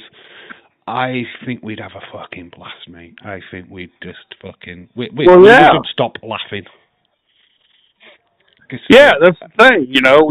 I get that vibe. I get a vibe from you that I just... We've got kinship. I'm not as... I don't come out with crazy stuff as much as you do, but I do have them thought processes just as much as you do sometimes. Like we got people that try to they try to run with me and try to go off with me, but I've never really found anyone, to be honest, that goes off to the deep ends like I do. I mean, God, this week, 7 Days of Dave starts on the Tuesday for NXT Revenge. Yeah. Oh my gosh, God, it's going to be mad. Have you got me doing football streams on Sunday as well? So Sunday, it'll be a fucking superstar. We're doing night one on Saturday night. Then I'm getting up at 1:30 in the afternoon here in the UK and doing 2 football streams, and then we go into night 2 of WrestleMania. I'm going to be fucked. When you get to night 2 of WrestleMania, it'll be just me just propped up. I'll have pins in me. Dave, are you all right? I don't know what's going on. Dude, when you fell asleep on that, I will never. That was the funniest. Oh, I was fucking tired. Shit. Fucking knackered. The Raw stream, any AEW stream. This motherfucker. I will sleep on stream. If I'm fucked, I am fucked. I'm going to sleep. That Raw stream, I'm literally, there's 10 minutes of me with my head down like that. Not saying a fucking word. Yeah. I had all days as chat reading to the chat going, oh, what's he doing? Is he asleep? He's actually asleep. Oh my gosh. Spartan came in. And like all these people were reading into the chat. I'm like, I should do this more often. Join Dave in real life. Ever since that, I was like, fuck it. If I do, I'm just gonna turn the camera on when I go to sleep and let everybody watch me sleep, and you know, like screw it. Just my luck, all kinds of weird shit happens. Like you see ghosts and demons and everything fighting. Damn. To be honest, when I woke back up and I saw chat, I was like thinking there's 35 people in my chat. What's going off? Hello, 35 people. What the fuck? I got more. Well, there's only 2 people in my chat 5 minutes ago. I'm going to sleep for 2 hours. What? They came to watch you sleep. Yeah. You enjoying the show, Dave? I turned it on its head though, because I'm a good YouTuber, right? And the show that everyone was watching, I went, you know what? Monday Night Raw was the best show ever. Yeah. Because I dreamt of Bayley coming out of a cake. That's what I dreamt about. Yeah. Raw to me was Bayley coming out of a cake naked, and that was better than anything anyone else was watching. So, I had the best Raw. Everyone had the shitty Raw. And I'm going, Raw was really good, though. I'm giving it a 10 out of 10. I had Bayley coming out of a cake. What did you guys get? I might have been asleep. I woke up refreshed and Bayley come out of a cake and she was buck-ass naked. And, I mean, that was the greatest fucking show of my life. Plus, I feel I got some sleep. It was great. 10 out of 10 Raw. break it down video the next day. Bailey coming out of a cake was a highlight, Dave. That never happened. Yeah. It did in my world. Comes out of a cake. Yeah, I want it. I want it. Best match of the night. In my stream. Yeah. Hilarious, man. I will turn it. I will turn it around. You'll be like complaining, well, Raw was rubbish. And it's like, nah, Bailey came out of a cake naked, mate. Yeah. Nah, yeah. You know what? That actually makes sense. You had I versus Cody Rhodes. I had Bailey coming out of a cake, mate. So next weekend it's going to be all a bunch of Bailey out of a cake. All your fucking breakdowns. Well, they started to do this match, and then they were turning back and forth. And then, for some reason, Bailey come out in the cake naked, and I just, oh my God, she did this, and then she did that. And then, you know, she took down Lyra, and then Lyra got naked. Oh my God. We've got extra now. And then you're all excited. We haven't just got Bailey coming out of a cake. We've got Kendall cake. Yeah, Kendall and... She's eating the cake that Bailey came out of. I mean, it's just, it keeps adding on. If you really think about it, Kendall sounds like candle, and Bailey cake. So they should do like, you know, Bailey cake. Kendall candle and Bailey cake. You know what I mean? Because Kendall sounds enough like candle. I mean, you just change the E to it. In fact, William, we have a cake here in the UK called Kendall Mint cake. Really? Yeah, well, it's Kendall Mint. It's a mint cake, so we do actually have a Kendall Mint cake already here in the UK. I got mint ice cream, I forgot. I got mint chocolate. So we have got a cake already, so I munch on it regular. Thank you very much. Yeah, you eat plenty of Kendall cake. Right, I think we will wrap it up here, William NC. Because obviously Daisy's starting soon, and I'm sure you've got little bits to do before you can join his chat. I need to get my feet up for a bit. Yeah. All right. Work to sort out and all of that business. I'm up at fucking. Well, look, you've been busy all fucking day, and then you pop in for this shit. At least you got to laugh a little bit, you know, and not be all fucking your work schedule. Retro D-Man, I'm guessing Retro is multitasking. Yeah. I will let you go and I'll close off the stream for everyone else. All right, man. Brother, I love you to death. You have a great one. Yeah, you have a great one, bud. Catch you later. Bye. Bye. Bye. Off that, and we'll come back here and I'll take the headset off. Heading. Welcome back, guys. Let me just rearrange my screen for a quick second. Is that going to let me move now? Because I've locked it in like a douche. Wow, there we go. We're back central. Thank you for everyone who's joined. Obviously, I'm just going to tell you about the schedule for the week and remind everyone who's playing the predictions game. Put your predictions to the predictions video, and members, put yours in the last member video. Put your predictions there for that. We're back for Tuesday with NXT Revenge. We will be doing the hype stream on Wednesday, possible football stream on Thursday, then SmackDown Friday, Night 1 Wrestlemania, all the football on Sunday, Night 2, and back with Wrestlemania Raw after Wrestlemania. So Tuesday, we are going for a full 7 days of Dave. Hopefully you'll make sure that you're all available for them, because it's going to be chaos. Football streams, wrestling streams, take the piss streams, and all of that stuff. So, yeah. I'm going to let you all go and let you go join Daisy's chat if that's what you want to go do. But thank you so much for joining the podcast. Dave, when is the deadline for the predictions? As late as Saturday night, to be honest, bud. You've got until about Saturday afternoon. Try not and leave it that late if you can. Obviously, you've got a week to get them in. So, yeah, try and get them in before Wednesday or something, just to make it a little bit easier for me. But, yeah, don't panic too much if you don't. Rick Hunt, a shout out to you, dude. Days has just notified. So, yeah, I'm going to let you all go. I enjoy the rest of your evenings. I'll be back on Tuesday night for NXT. Thank you, William Ency, for joining me, bud. And, as always, we'll be back in 2 weeks with another podcast, and we'll be talking everything that was WrestleMania. Because, obviously, there'll be a big, massive fallout from that. So, yeah, make sure you join me for that. Anyway, I'm tired now. I'm going. Fuck you all. I don't mean fuck you. Imagine finishing the stream and going, oh, fuck off, everyone. Nah, no, you guys are great. Awesome. Thank you for stopping. Bye. Love you all. I've been Dave in real life. That was William Ency. This is 2 Screwjobs, 1 podcast. Catch you in the next one. Bye for now.